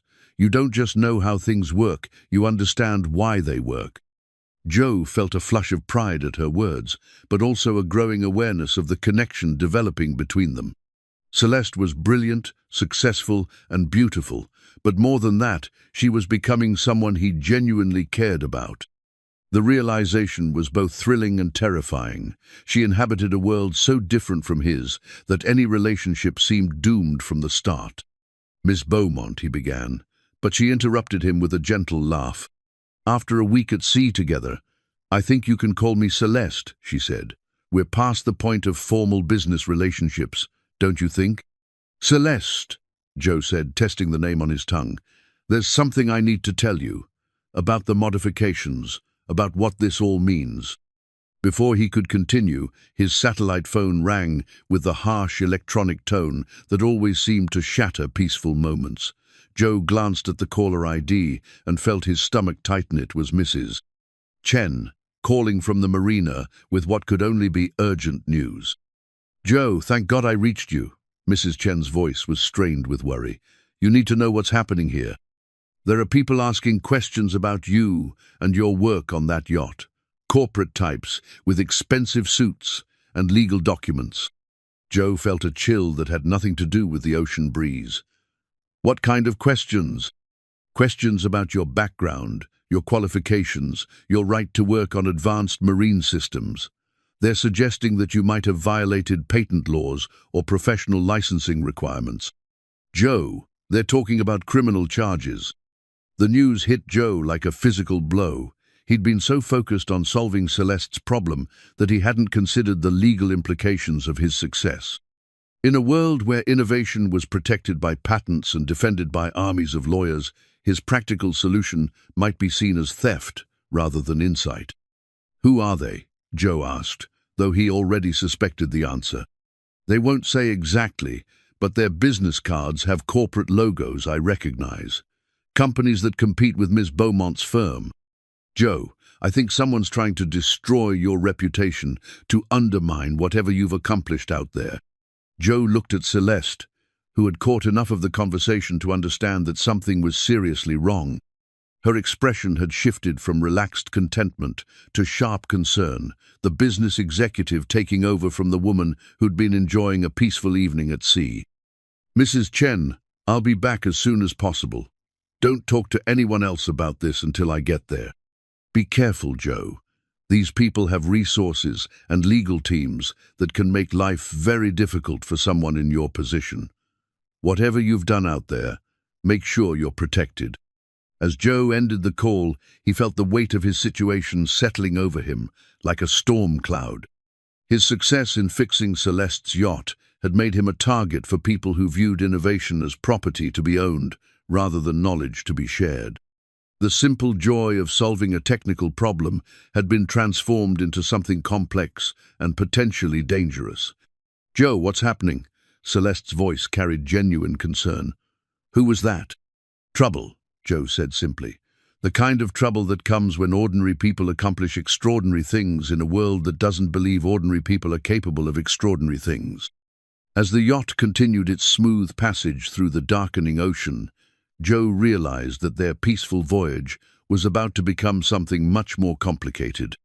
The real test of his modifications wasn't going to be their technical performance. It was going to be whether the people who'd created them could survive the legal and corporate warfare that innovation seemed to attract. The horizon ahead looked beautiful and treacherous in equal measure, promising both adventure and conflict in whatever lay beyond the setting sun. Joe pulled Ellie close and prepared himself for the battle he'd never wanted, but could no longer avoid. Sometimes, he reflected grimly, success was more dangerous than failure. The storm that had been building on the horizon for 2 days finally reached them on their 10th day at sea. Joe had been monitoring the weather reports with growing concern, but the yacht's improved systems had performed flawlessly through increasingly challenging conditions. Now, as waves began building to 12 feet and the wind howled across the deck with increasing fury, he prepared for the ultimate test of his modifications. All systems are performing within normal parameters, called Sarah Martinez, the yacht's chief engineer, from her position at the main console. Wave energy capture is actually increasing with the storm intensity, and the stabilization system is handling the rough seas better than our most optimistic projections. Joe nodded, watching the displays that showed his modifications working exactly as intended. The yacht rode the growing swells with fluid grace, her wave collectors channeling the storm's energy, while the stabilizers managed motion in ways that would have been impossible with the original systems. It was a vindication of everything he'd believed about working with natural forces rather than fighting them. "Dad, this is incredible," Ellie called from her position near the protected observation windows. "The yacht isn't fighting the storm, she's dancing with it." But Joe's satisfaction was tempered by a growing unease that had nothing to do with the weather. Throughout the morning, he'd noticed subtle anomalies in some of the yacht's secondary systems, minor fluctuations that shouldn't have been there. Small inconsistencies that suggested someone had been making unauthorized modifications. "Celeste," Joe called over the wind, "I need to check something in the engine compartment. These readings don't look right." He made his way below deck, his engineer's instinct screaming that something was wrong. The main propulsion and wave energy systems were working perfectly, but there were electronic signatures that didn't match his modifications or the yacht's original specifications. Someone had been tampering with the yacht systems, someone with sophisticated knowledge and expensive equipment. What Joe found in the secondary electrical panel made his blood run cold. Nestled among the legitimate control circuits was a device he didn't recognize, a small black box with no manufacturer's markings, but clearly designed to interface with the yacht's navigation and safety systems. It was connected to circuits that controlled emergency beacons, life raft deployment, and the yacht's ability to transmit distress signals. "Jesus," Joe breathed, realizing the implications. Someone had installed a device that could disable the yacht's safety systems remotely, leaving them helpless in exactly the kind of storm they were currently facing. He was examining the device more closely when footsteps on the stairs announced someone's arrival. Joe looked up to see a man he'd never met before, tall, well-dressed, and carrying himself with the kind of casual confidence that suggested both wealth and authority. "Mr. Carter, I presume?" the stranger said, his voice carrying a slight accent that Joe couldn't quite place. "Dr. Marcus Webb, Marine Systems Consultant. I believe we need to talk." "How did you get aboard?"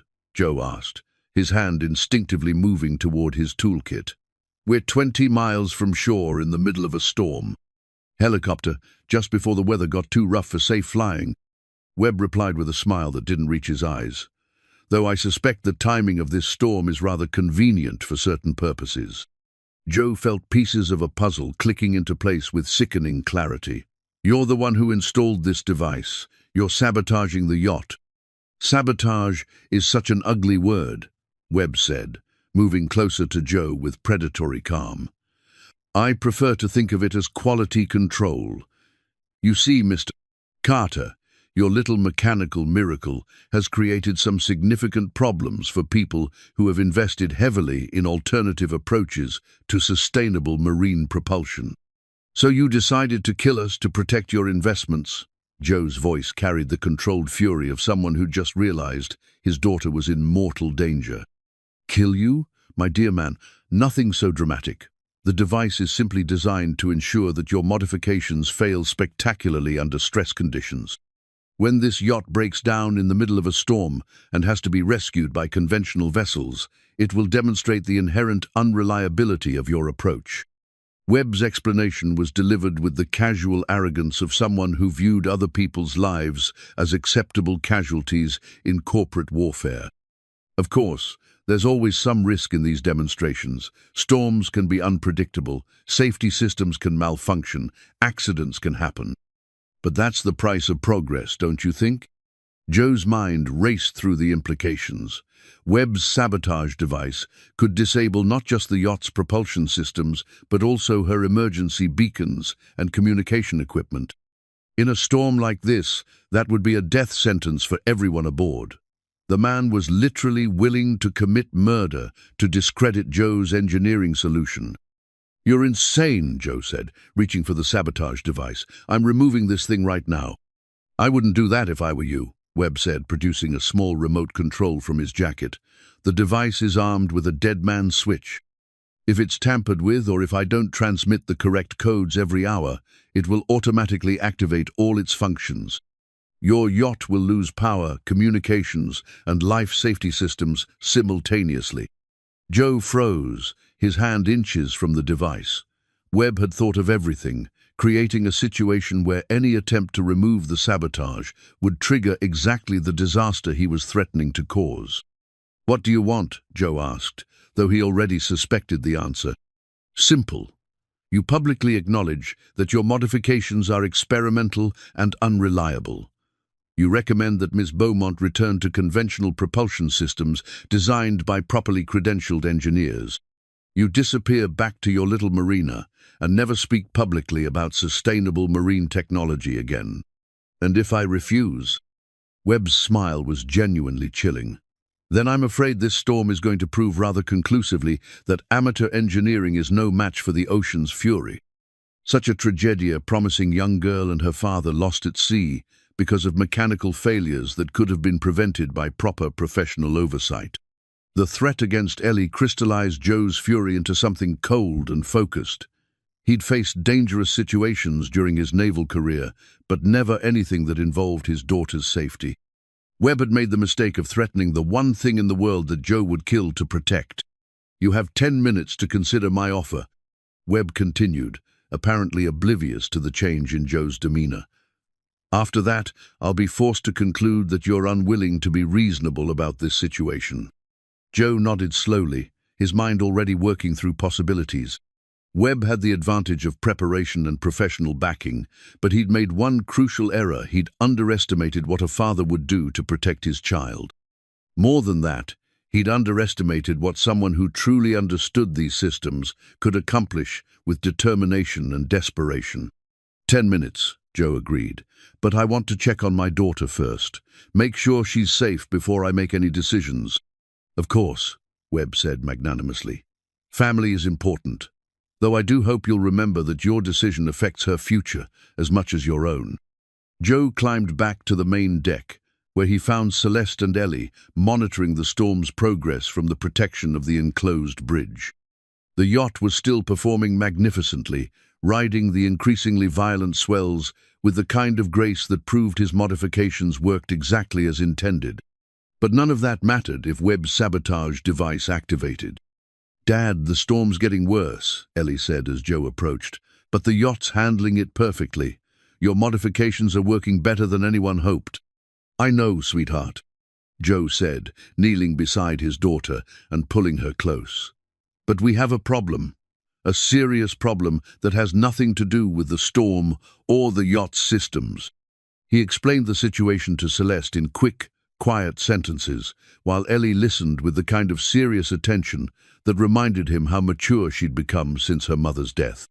Webb's sabotage, the threat to their safety, the impossible choice between surrendering his life's work and risking their lives. "That's corporate terrorism," Celeste said, her voice shaking with fury. "He's threatening to murder us to protect his client's market position. We have to contact the Coast Guard, the FBI." "With what?"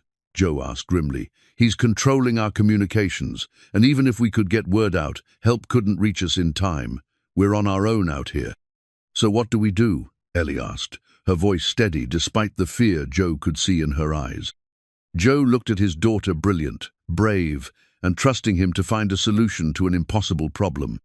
Then he looked at Celeste, who'd given him the chance to prove his worth and was now paying the price for believing in him. Finally, he looked at the storm raging around them, at the ocean that had shaped his entire life and career. "We do what engineers do," he said finally. "We solve the problem." The solution that was forming in Joe's mind was dangerous, possibly suicidal, but it was the only chance they had. Webb thought he understood the yacht's systems well enough to sabotage them, but he didn't truly comprehend what Joe had created. The modifications weren't just about wave energy and stabilization.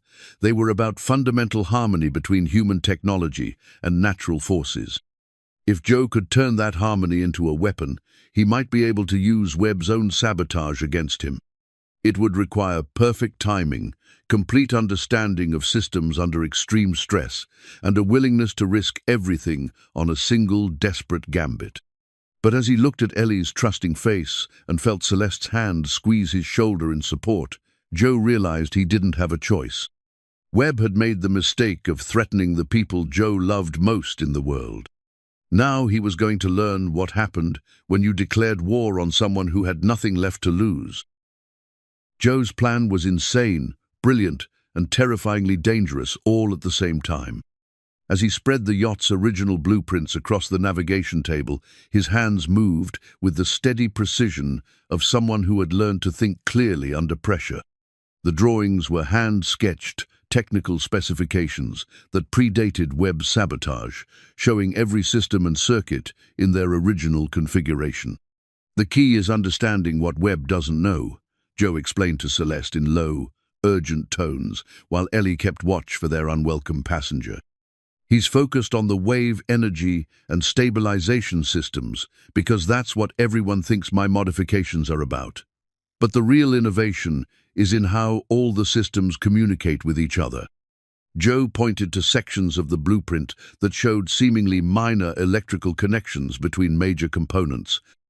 "I didn't just reprogram individual systems, I created a unified nervous system that lets the yacht respond to conditions holistically.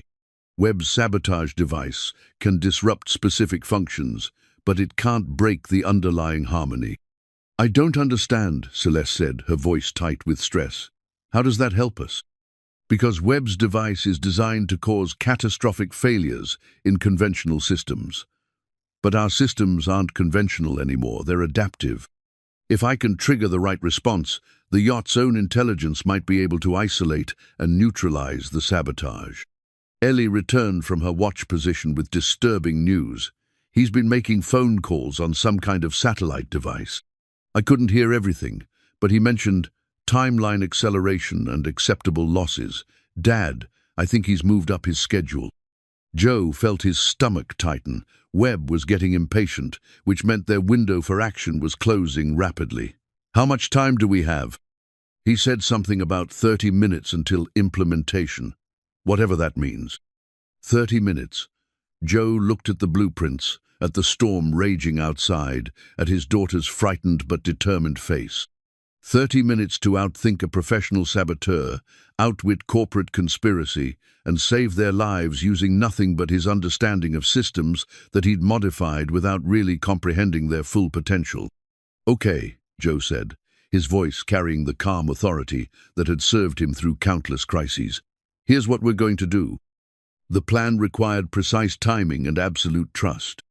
Joe would need to access the yacht's main computer systems to implement a software patch that would isolate Webb's sabotage device while maintaining critical functions. Celeste would monitor the storm conditions and be ready to take manual control of the yacht if the automated systems failed. Ellie would watch Webb and signal if he made any suspicious moves. The dangerous part, Joe explained, is that we'll have to let him activate the sabotage device. If I try to prevent it, he'll know we're onto him and trigger everything manually. But if we let him think he's succeeding while I implement the patch, we might be able to turn his own weapon against him. That's incredibly risky, Celeste said. If your patch doesn't work exactly right, then we'll all die in this storm, Joe finished grimly. But if we do nothing, we'll definitely die. At least this way we have a chance. Joe began working with the focused intensity of someone whose family's life depended on perfect execution. The yacht's computer systems were sophisticated but not impenetrable. He designed his modifications to work within existing frameworks, which meant he understood their vulnerabilities as well as their strengths. The software patch he was creating was essentially a bypass system that would reroute critical functions around Webb's sabotage device. If it worked, the yacht would appear to suffer the catastrophic failures Webb expected while actually maintaining enough functionality to survive the storm. If it failed, they would face the real catastrophic failures that Webb intended. Dad, Ellie whispered urgently, he's coming back up. Joe saved his work and closed the laptop just as Webb emerged from below deck, his expression carrying the satisfied confidence of someone who believed he held all the cards. The storm had intensified during the past hour, with waves now reaching 15 feet and wind gusts that made standing on deck dangerous, even with safety lines. Well, Mr. Carter, have you reached a decision? Webb asked, his voice pitched to carry over the wind. I'm afraid time is running rather short. I need to know something first. Joe said, meeting Webb's gaze with steady determination. Who's paying you to do this? Which company considers my modifications enough of a threat to justify murder? Webb's smile was genuinely amused. Oh, my dear man, you still don't understand the scope of what you've stumbled into. This isn't about one company or one market, it's about maintaining the proper order of innovation. You represent a very dangerous precedent. What precedent? The precedent that ordinary people with practical experience might be more valuable than credentialed experts with theoretical knowledge. If word gets out that a dock worker can solve problems that stump teams of PhD engineers, it undermines the entire structure of modern technological development. Webb gestured toward the yacht's sophisticated systems, his tone taking on the quality of a lecture. The marine technology industry represents billions of dollars in research, investment, patent portfolios, and consulting contracts. That investment is predicated on the assumption that innovation comes from properly funded, professionally managed development programs. People like you threaten that assumption. Joe felt a chill that had nothing to do with the storm as he realized the full scope of what they were facing. This wasn't just corporate sabotage, it was an assault on the very idea that innovation could come from unexpected sources. Webb represented forces that viewed Joe's success as an existential threat to their control over technological progress. So you're willing to kill us to protect an industry's business model? Celeste asked, her voice carrying both fury and disbelief. "I'm willing to prevent a dangerous precedent from destabilizing carefully constructed market relationships," Webb corrected. "Mr. Carter's modifications work, I'll grant you that. But allowing them to succeed would send entirely the wrong message about where innovation should come from." "And what message is that?" Ellie asked, her young voice cutting through the adult conversation with characteristic directness. Webb looked at her with the kind of indulgent condescension that adults often showed precocious children. "That formal education and professional credentials aren't necessary for technological innovation.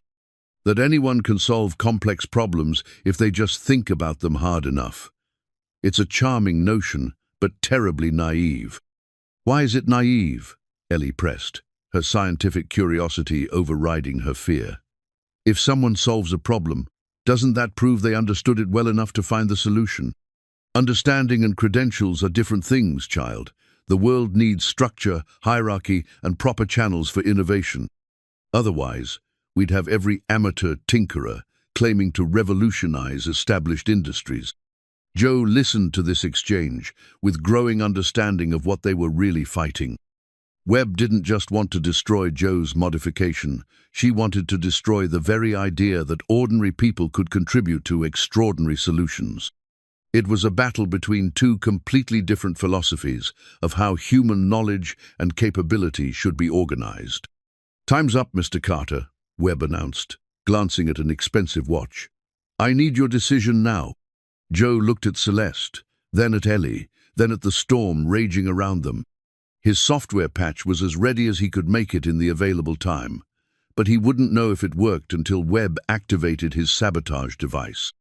Everything depended on perfect timing and a level of technical understanding that went beyond what any manual or training program could provide. "I've made my decision," Joe said, his voice carrying the quiet authority of someone who had chosen his ground and was prepared to defend it. "I won't renounce my work, I won't disappear quietly, and I won't let you threaten my daughter." Webb's expression shifted from confident superiority to cold calculation. "I was hoping you'd be more reasonable, but I suppose some people have to learn lessons the hard way." He reached into his jacket and produced the remote control device, its small screen glowing ominously in the storm's darkness. "This will disable your yacht's propulsion, navigation, and emergency systems simultaneously. In seas like these, you'll have perhaps 20 minutes before the hull breaks apart." "Unless?" Joe asked, though he already knew there was no unless. Webb had moved beyond negotiation to implementation. "Unless nothing. You've made your choice, and now you'll live with the consequences, or more accurately, you'll die with them." Webb's finger moved toward the activation button, and Joe felt time slow to a crystalline clarity that he remembered from his most dangerous moments in naval service. Everything depended on the next few seconds. She's software patch, his understanding of the yacht's systems, and his ability to turn Webb's own sabotage into a weapon against its creator. "Ellie, Celeste," Joe said quietly, "hold on to something solid and trust me." Webb pressed the button, and the yacht's world changed instantly. Lights flickered throughout the vessel as the sabotage device activated, sending disruptive signals through every major system. The wave energy collectors stuttered and went offline. The stabilization system began fighting itself in chaotic oscillations, and the navigation displays filled with error messages and system failures. But Joe's patch was already working, silently rerouting critical functions around the sabotage while allowing non-essential systems to fail spectacularly. To Webb, it would appear that his device was working exactly as intended. The yacht was dying, a slow, technological death in the middle of a storm that would ensure no survivors. "Magnificent," Webb said, watching the cascade of system failures with professional satisfaction. "Your little engineering miracle is coming apart like tissue paper in a hurricane. Perhaps next time you'll remember that some problems are too complex for amateur solutions." What Webb didn't notice, because he was focused on the visible failures, was that the yacht's essential functions were still operating through backup pathways that his sabotage couldn't detect.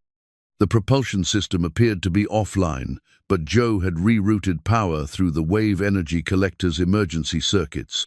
The navigation system showed total failure, but critical sensors were still feeding data through maintenance channels that Webb's device ignored. Most importantly, the yacht's communication systems appeared completely dead, while actually maintaining an encrypted emergency channel that Joe had activated when he implemented his patch. Help was already on the way, though it would take time to reach them through the storm. "You killed us," Celeste said, her voice carrying exactly the right mixture of despair and accusation. "You actually killed us to protect your client's profits." "I protected the proper order of technological development," Webb corrected, apparently oblivious to the moral horror of his actions. "Unfortunate casualties are sometimes necessary to prevent larger disruptions." Joe watched the man who had just tried to murder his family and felt a cold satisfaction as his plan moved into its final phase. Webb thought he had won, but he was about to learn that underestimating practical intelligence was a mistake that carried its own consequences. The yacht shuddered as another massive wave struck her hull, but she rode through it with the resilience that Joe's modifications had built into her systems. To Webb, it looked like the beginning of structural failure. To Joe, it was proof that his engineering was strong enough to survive both the storm and the sabotage. "Hold on," Joe said quietly to Celeste and Ellie. "This is about to get interesting." Outside, the storm raged with increasing fury, but inside the yacht, a different kind of storm was about to break. Webb had made the mistake of bringing corporate warfare to a fight with a man who had nothing left to lose and everything to protect. The reckoning was about to begin. The yacht's apparent death throes reached their crescendo 20 minutes after Webb activated his sabotage device. Lights flickered wildly throughout the vessel, alarm klaxons wailed their electronic warnings, and the main display screens showed a cascade of system failures that painted a picture of imminent catastrophic breakdown. To anyone watching, it appeared that the sophisticated yacht was succumbing to the storm's fury exactly as Webb had intended. "The hull integrity is compromised," Webb announced with professional satisfaction as he monitored the yacht's apparent disintegration through his own diagnostic equipment. "You have perhaps 10 minutes before the wave action tears this vessel apart completely." But Joe was watching different indicators' subtle readings that his modifications had built into the yacht's hidden pathways. While the primary system showed total failure, the backup circuits were functioning perfectly, maintaining just enough power and control to keep them alive while appearing completely dead to Webb's sabotage device. Ellie caught Joe's eye and nodded almost imperceptibly. She'd been watching Webb's equipment and had noticed what he'd missed. Several of his monitoring systems were showing data that didn't match what was actually happening. Joe's patch was feeding false information to Webb's diagnostics, creating a convincing illusion of system failure, while the yacht's essential functions continued, operating through channels that the sabotage couldn't detect. "Dad," Ellie said, her voice carrying exactly the right note of frightened confusion, "why aren't the emergency systems working? Shouldn't the life rafts be deploying automatically?" "Because your father's amateur engineering has doomed us all," Webb replied before Joe could answer. "Professional marine systems include multiple redundancies and fail-safes. Amateur modifications eliminate those protections in favor of elegance and efficiency." Joe felt a surge of anger at Webb's casual dismissal of his work, but he forced himself to maintain the appearance of defeat while positioning himself for what came next. Webb's confidence was his weakness. He was so certain of his sabotage's effectiveness that he wasn't monitoring the yacht's actual condition, only the false readings that Joe's patch was feeding to his equipment. "The storm's getting worse," Celeste said, her voice shaking with what sounded like despair, but was actually carefully controlled excitement. "We're going to die out here because of your corporate games." "Unfortunate but necessary," Webb said with the callous indifference of someone who viewed other people's lives as acceptable casualties. "The marine technology industry represents billions in investment and thousands of jobs. Protecting that industry from destabilizing influences is worth a few individual sacrifices." What Webb didn't notice, because he was focused on his equipment and his own sense of professional triumph, was that the yacht's motion through the water had changed subtly over the past several minutes. Instead of the chaotic wallowing that should have accompanied total system failure, she was beginning to move with purpose, again not the smooth grace of her original performance, but the determined progress of a vessel under deliberate control. Joe's backup systems were coming online, exactly as he'd designed them to, routing around Webb's sabotage through pathways that appeared to be maintenance circuits, but were actually sophisticated control networks. The wave energy collectors looked dead, but were secretly feeding power to essential systems. The stabilizers appeared offline, but were actually maintaining just enough control to keep the yacht stable in the heavy seas. "Mr. Webb," Joe said quietly, "there's something you should know about amateur engineering." "Oh?" Webb didn't look up from his monitoring equipment, apparently fascinated by the data showing the yacht's systematic destruction. "Please, enlighten me about the superiority of practical experience over professional training. Amateur engineers don't just solve the problems they're given," Joe said, moving closer to Webb with careful casualness. "They solve the problems they think they might encounter in the future." Something in Joe's tone finally penetrated Webb's professional satisfaction. He looked up from his equipment to find Joe standing much closer than he'd been moments before, his expression carrying a confidence that seemed completely at odds with their apparently desperate situation. "What do you mean?" Webb asked, his hand moving instinctively toward the remote control that he believed gave him complete power over their situation. "I mean that when I modified this yacht's systems, I didn't just make them work better under normal conditions," Joe explained, his voice carrying the quiet authority of someone who truly understood what he was talking about. "I made them resilient against exactly the kind of sabotage you've just attempted." Webb's eyes widened as the implications sank in. "That's impossible. My device disrupted every major system on this vessel. I monitored the failures personally." "You monitored the failures I wanted you to see," Joe corrected. "While your sabotage was destroying the yacht's primary systems, my backup networks were taking over essential functions through pathways that your device couldn't detect." To demonstrate his point, Joe pulled out a small handheld controller that Webb hadn't seen before.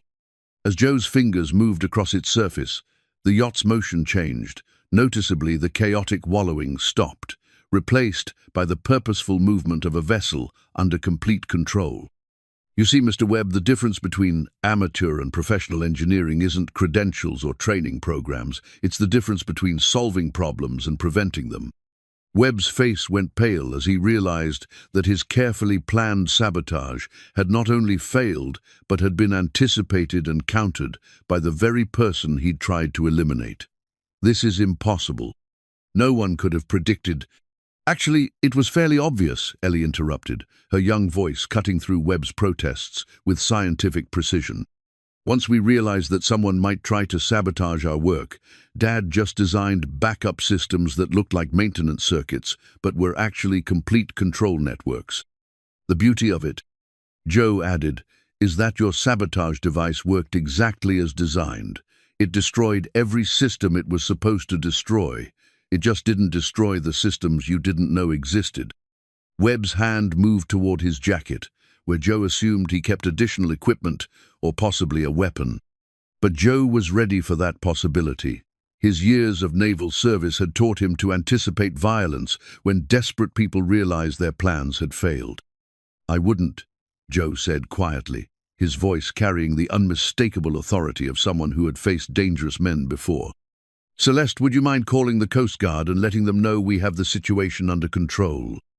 Celeste produced a satellite communicator that appeared to be working perfectly, despite the apparent communication failures that Webb's sabotage was supposed to have caused. "Coast Guard, this is Yacht Harmony requesting immediate assistance with a criminal matter. We have an individual aboard who has attempted sabotage and made threats against passengers. We need law enforcement intercept as soon as weather permits." The response came through clearly, confirming that Coast Guard vessels were already en route and would reach them within the hour. Webb's face registered shock as he realized that not only had his sabotage failed, but his victims had been in communication with authorities throughout his attempted crime. "You've been talking to them this whole time?" Webb asked, his professional composure finally cracking under the weight of his situation. "Professional maritime engineers always maintain emergency communications," Joe said with gentle irony. "It's one of those basic safety principles they teach in amateur engineering school." As the full scope of his failure became clear, Webb's expression shifted from shocked disbelief to something approaching panic. He'd committed serious federal crimes in the belief that there would be no witnesses to testify against him. Now he faced not just failure but prosecution for attempted murder on the high seas. "This isn't over," Webb said, his voice carrying the desperate threat of someone who'd lost everything. "You have no idea what forces you're opposing. This yacht, your modifications, your entire approach it threatens billions of dollars in established industry investment." "Then maybe," Ellie said with the clear logic that only children could bring to complex situations, "those industries should learn to build better boats instead of trying to sabotage the people who already figured out how to do it." The yacht rode through another massive swell with the effortless grace that proved Joe's modifications were working exactly as intended, storm and sabotage notwithstanding. Outside, the tempest continued to rage with undiminished fury, but inside the yacht's protected spaces, a different kind of storm had reached its resolution. Webb's corporate conspiracy had failed, not because of superior force or legal maneuvering, but because practical wisdom had proven more resilient than institutional arrogance. Joe's amateur engineering had survived both natural disaster and human malice, demonstrating that true innovation came, not from credentials or funding, but from understanding how things actually worked in the real world.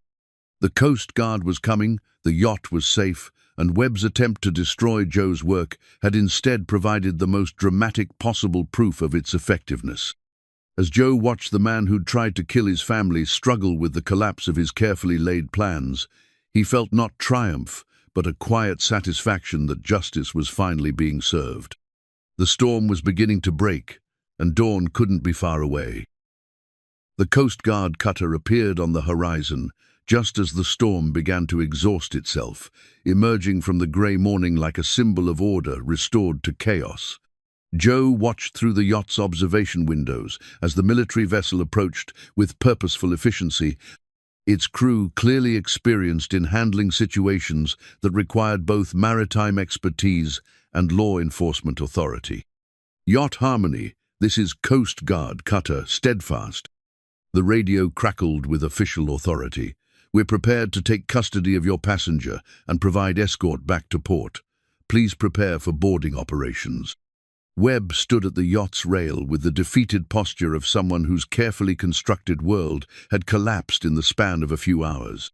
His expensive equipment lay secured but useless, his corporate authority reduced to nothing by the simple fact that his sabotage had failed so completely. Joe almost felt sorry for him, but not quite. "Mr. Webb," Joe said as they waited for the Coast Guard boarding party, "there's something I want you to understand before they take you away." Webb turned toward him with eyes that held the hollow look of someone who'd bet everything on a single plan and lost. "What's that, Mr. Carter?" "You were right about one thing. My modifications do represent a threat to established industry practices, but not because they're amateur or unprofessional, because they work better than what the professionals have been doing." Joe gestured toward the yacht's systems, which were now operating openly rather than through hidden backup networks. "The difference isn't credentials or funding or corporate backing. It's the difference between trying to control natural forces and learning to work with them." "Your approach threatens billions in investment," Webb began, but Joe interrupted him with a shake of his head.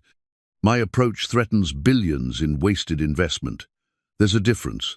The companies you represent have been throwing money at problems instead of understanding them. When someone comes along who actually understands the problems, it makes all that wasted money look foolish." The Coast Guard boarding party arrived with the crisp efficiency of professionals who'd handled hundreds of similar situations. Two officers in tactical gear secured Webb, while a third began documenting the evidence of sabotage and attempted murder. Joe was struck by how quickly the complex corporate conspiracy was reduced to simple criminal charges that would be handled by straightforward legal processes. Dr. Webb, you're under arrest for attempted sabotage of a vessel in navigable waters, conspiracy to commit murder, and violation of federal maritime safety regulations, the lead officer announced as he placed Webb in restraints. You have the right to remain silent. As the familiar words of the Miranda warning echoed across the yacht's deck, Joe felt a strange mixture of relief and sadness. Relief that the immediate danger was over, sadness that it had come to this at all.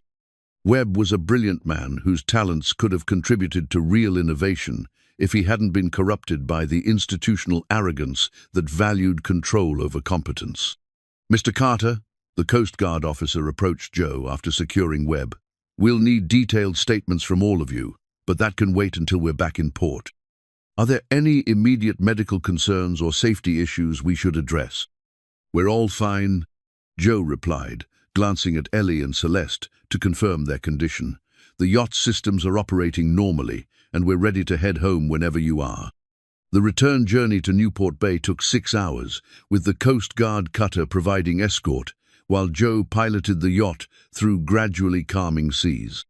The storm had passed completely, leaving behind the kind of crystalline air and perfect visibility that made the ocean look like a vast blue mirror, reflecting infinite possibilities.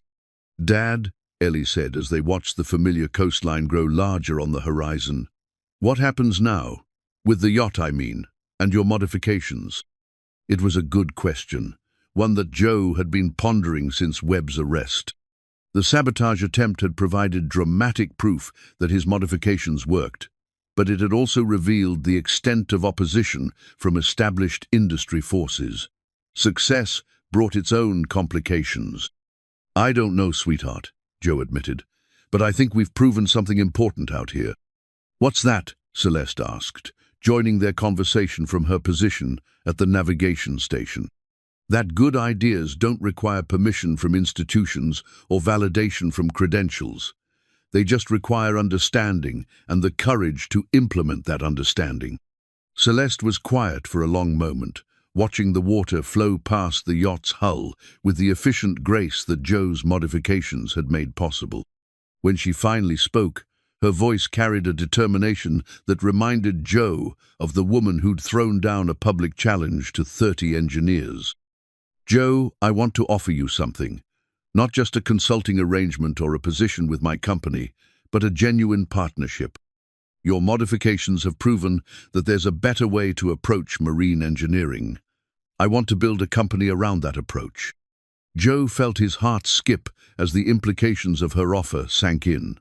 A partnership meant equity, respect, and the chance to develop his ideas without the constant worry about corporate interference or financial survival. It meant security for Ellie and the opportunity to work on projects that mattered. "What kind of partnership?" he asked carefully. "Equal partners," Celeste said without hesitation. "Your engineering expertise, my business connections and capital. We'll develop sustainable marine technologies that work with natural forces instead of fighting them. And we'll do it in a way that proves ordinary people with extraordinary insights can change entire industries. But I don't have credentials or formal training in advanced marine engineering." "You have something better," Celeste interrupted. "You have understanding. Webb was right that your approach threatens established industry practices. I want to be part of that threat." Joe looked at his daughter, whose eyes were shining with excitement at the possibilities Celeste's offer represented. Then he looked at the yacht around them, still performing flawlessly despite having survived both natural disaster and human malice. Finally, he looked at Celeste, seeing not just a successful businesswoman, but a partner who shared his vision of what engineering could accomplish when it was driven by understanding rather than ego. "Partners," he said, extending his hand to seal the agreement. As Newport Bay appeared ahead of them, its familiar harbor welcoming them home, Joe realized that their voyage had become something much more significant than a simple test of his modifications. It had become proof that innovation could triumph over institutional resistance, that practical wisdom could overcome corporate conspiracy, and that sometimes the most profound changes came from the most unexpected sources. The yacht's systems hummed with quiet efficiency as they approached the marina, a testament to the power of working with natural forces rather than against them. Behind them, the ocean stretched to the horizon, full of possibilities that hadn't existed a few weeks ago. Ahead of them lay a future that neither Joe nor Celeste could have imagined when she'd first thrown down her challenge to fix her boat. It was a future built on partnership, understanding, and the revolutionary idea that good engineering was about harmony rather than domination. As they guided the yacht into her berth, Joe felt Sarah's presence as strongly as if she were standing beside him. She would have loved this moment, the vindication of her theories, the proof that cooperation could triumph over conflict, and the promise that their daughter would grow up in a world where innovation was limited only by imagination rather than institutional boundaries. The voyage was over, but the real journey was just beginning. 6 months later, Joe stood in the engineering workshop that had once seemed impossible, a gleaming facility overlooking Newport Bay, where Carter Beaumont Marine Technologies was revolutionizing sustainable ocean transportation. The space hummed with the quiet efficiency of serious work, its drafting tables and computer stations occupied by a carefully chosen team of engineers who shared Joe's philosophy of working with natural forces rather than fighting them. "Dad, the new prototype is ready for testing," Ellie announced as she entered the workshop, her notebook filled with the detailed observations that had become her specialty. At 11, she was already recognized as the company's youngest consultant, her insights into harmonic resonance earning respect from engineers with decades of experience. Joe looked up from the technical drawings he'd been reviewing plans for a new class of cargo vessels that would use his wave energy principles to reduce fuel consumption by 60% while actually improving performance. Rough seas. The shipping industry's initial skepticism had given way to serious interest as word spread about the yacht's remarkable capabilities. "How are the efficiency numbers looking?" Joe asked, following Ellie toward the testing basin where a scale model of their latest design moved through simulated ocean conditions. "Better than we projected," Ellie replied with the calm professionalism she'd developed over months of working alongside world-class engineers. "The new hull configuration is generating 20% more energy than the original yacht design while maintaining superior stability." Joe watched the model perform its graceful dance with artificial waves, each movement confirming that his principles scaled successfully from experimental modifications to commercial applications. The technology that had started as a desperate attempt to solve one woman's problem was becoming the foundation for an entirely new approach to marine transportation. "Joe, you need to see this." Celeste's voice carried across the workshop from her office overlooking the harbor. "The Department of Energy just approved our grant application for the commercial shipping demonstration project." Joe made his way to Celeste's office, where she stood behind a desk covered with contracts, patent applications, and correspondence from shipping companies around the world. The transformation from frustrated yacht owner to successful entrepreneur had been remarkable to witness. Celeste had thrown herself into building their company with the same determined energy she'd once applied to yacht racing. $12 million, Celeste said, holding up the official notification. "Plus matching funds from 3 major shipping lines that want to test our technology on actual cargo routes. Joe, we're about to prove that your modifications can work on vessels carrying thousands of tons of freight across oceans." The news was both thrilling and daunting. Success with the yacht had been personally satisfying, but relatively small in scope. Success with commercial shipping would affect global trade patterns, environmental impact, and the lives of millions of people whose livelihoods depended on ocean transportation. "Any word from Webb's trial?" Joe asked, settling into the chair across from Celeste's desk. "Convicted on all counts," Celeste replied with satisfaction. 20 years for attempted murder, plus additional sentences for sabotage and conspiracy charges. The investigation also exposed the network of companies that hired him. "Apparently our little yacht repair threatened a lot more corporate interests than we realized." Joe nodded, feeling a complex mixture of vindication and sadness. Webb's conviction had sent a clear message that corporate violence against innovation wouldn't be tolerated, but it hadn't eliminated the institutional resistance to new approaches. Success in business required not just good ideas, but the ability to navigate the complex web of established interests that viewed change as threat rather than opportunity.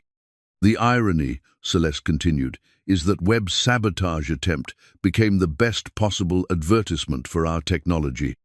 Video footage of the yacht surviving a major storm despite deliberate sabotage convinced more potential clients than any amount of technical documentation could have.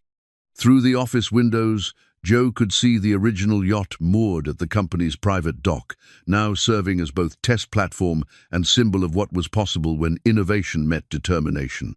The vessel looked the same as the day he'd first examined her broken systems, but her influence had spread far beyond her original purpose. "There's something else," Celeste said, her tone shifting to something more personal.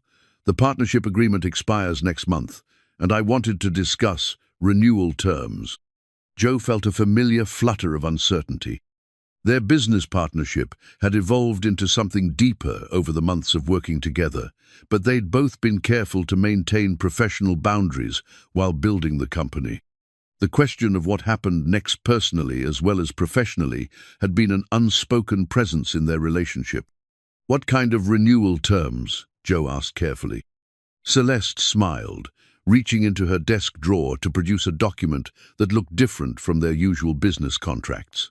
"Well, I was thinking we might consider a more permanent arrangement. Something that involves shared assets, joint decision-making, and a commitment to long-term collaboration." Joe's heart skipped as he realized what she was suggesting. "Celeste." "Joe Carter," she interrupted, standing and moving around the desk to face him directly. "You've taught me that the most important partnerships are built on mutual respect, shared values, and the willingness to take risks together. I can't imagine building this company or this life with anyone else." The proposal was characteristically direct, practical, and emotionally honest. Joe looked at this remarkable woman who'd challenged him to solve an impossible problem, and then stood beside him as they built something neither of them could have achieved alone. She represented partnership in its truest sense, no just business collaboration, but the joining of complementary strengths to create something greater than the sum of its parts. "Partners," Joe said, taking her hands in his, in every sense of the word. Their kiss was interrupted by Ellie's delighted cheer from the doorway, where she stood with a tablet displaying test results and a smile that could have powered their wave energy collectors. "Does this mean we're all going to be family?" she asked with the directness that had helped solve their original engineering problem. "I think it does," Celeste said, kneeling to embrace Ellie with the natural affection that had developed over months of shared adventures and discoveries. "How do you feel about having a stepmother who's obsessed with sustainable marine technology?" "I think Mum would approve," Ellie said seriously. "She always said that the best partnerships were between people who made each other better than they could be alone." As afternoon faded into evening, the three of them stood on the yacht's deck, watching the sunset paint Newport Bay in shades of gold and crimson. Around them, the harbor bustled with the familiar rhythm of boats and people pursuing their various dreams and necessities. But from their vantage point, the view looked different than it had 6 months ago, full of possibilities that hadn't existed before Joe accepted Celeste's impossible challenge. "What's next?" Ellie asked, her question directed at both her father and her soon-to-be stepmother. "College for you," Joe said, ruffling his daughter's hair with paternal pride. "The best marine engineering program we can find, with enough financial backing to let you focus on learning instead of worrying about costs." "A wedding," Celeste added with a smile that made Joe's heart race. "Something simple but meaningful, maybe right here on the yacht where we figured out that we worked well together." "And then?" Ellie pressed, her scientific curiosity demanding complete data. Joe looked at the harbor spread before them, at the boats that represented both tradition and innovation, at the ocean that had shaped his entire life and career. "Then we change the world," he said simply, "one boat at a time, one problem at a time, one impossible challenge at a time." The yacht rocked gently in her berth, her systems humming with the quiet efficiency that had proven that extraordinary solutions could come from the most ordinary sources. In the workshop behind them, engineers were developing technologies that would make ocean transportation cleaner, more efficient, and more harmonious with the natural forces that had shaped the planet for millions of years. But more than technological success, Joe had found something he'd thought lost forever, a family united by love, curiosity, and the shared belief that understanding was more powerful than credentials, that cooperation was more effective than competition, and that sometimes the most profound innovations emerged from the simplest insights. As stars began to appear in the darkening sky, Joe Carter, former dock worker, naval engineer, and now partner in one of the most promising marine technology companies in the world, realized that Sarah had been right about more than just engineering principles. The ocean really did teach those who listened to it, and the most important lesson it offered was that everything was connected, everything was possible, and every challenge was an opportunity for those brave enough to see solutions where others saw only problems. The waves lapped gently against the yacht's hull, carrying whispers of adventures yet to come and innovations yet to be discovered. Tomorrow would bring new challenges, new opportunities, and new chances to prove that when practical wisdom met determined effort, there was no limit to what ordinary people could accomplish. But tonight, surrounded by family and floating on dreams made manifest, Joe Carter was exactly where he belonged, home, in a harbor full of possibilities, ready for whatever the tide might bring.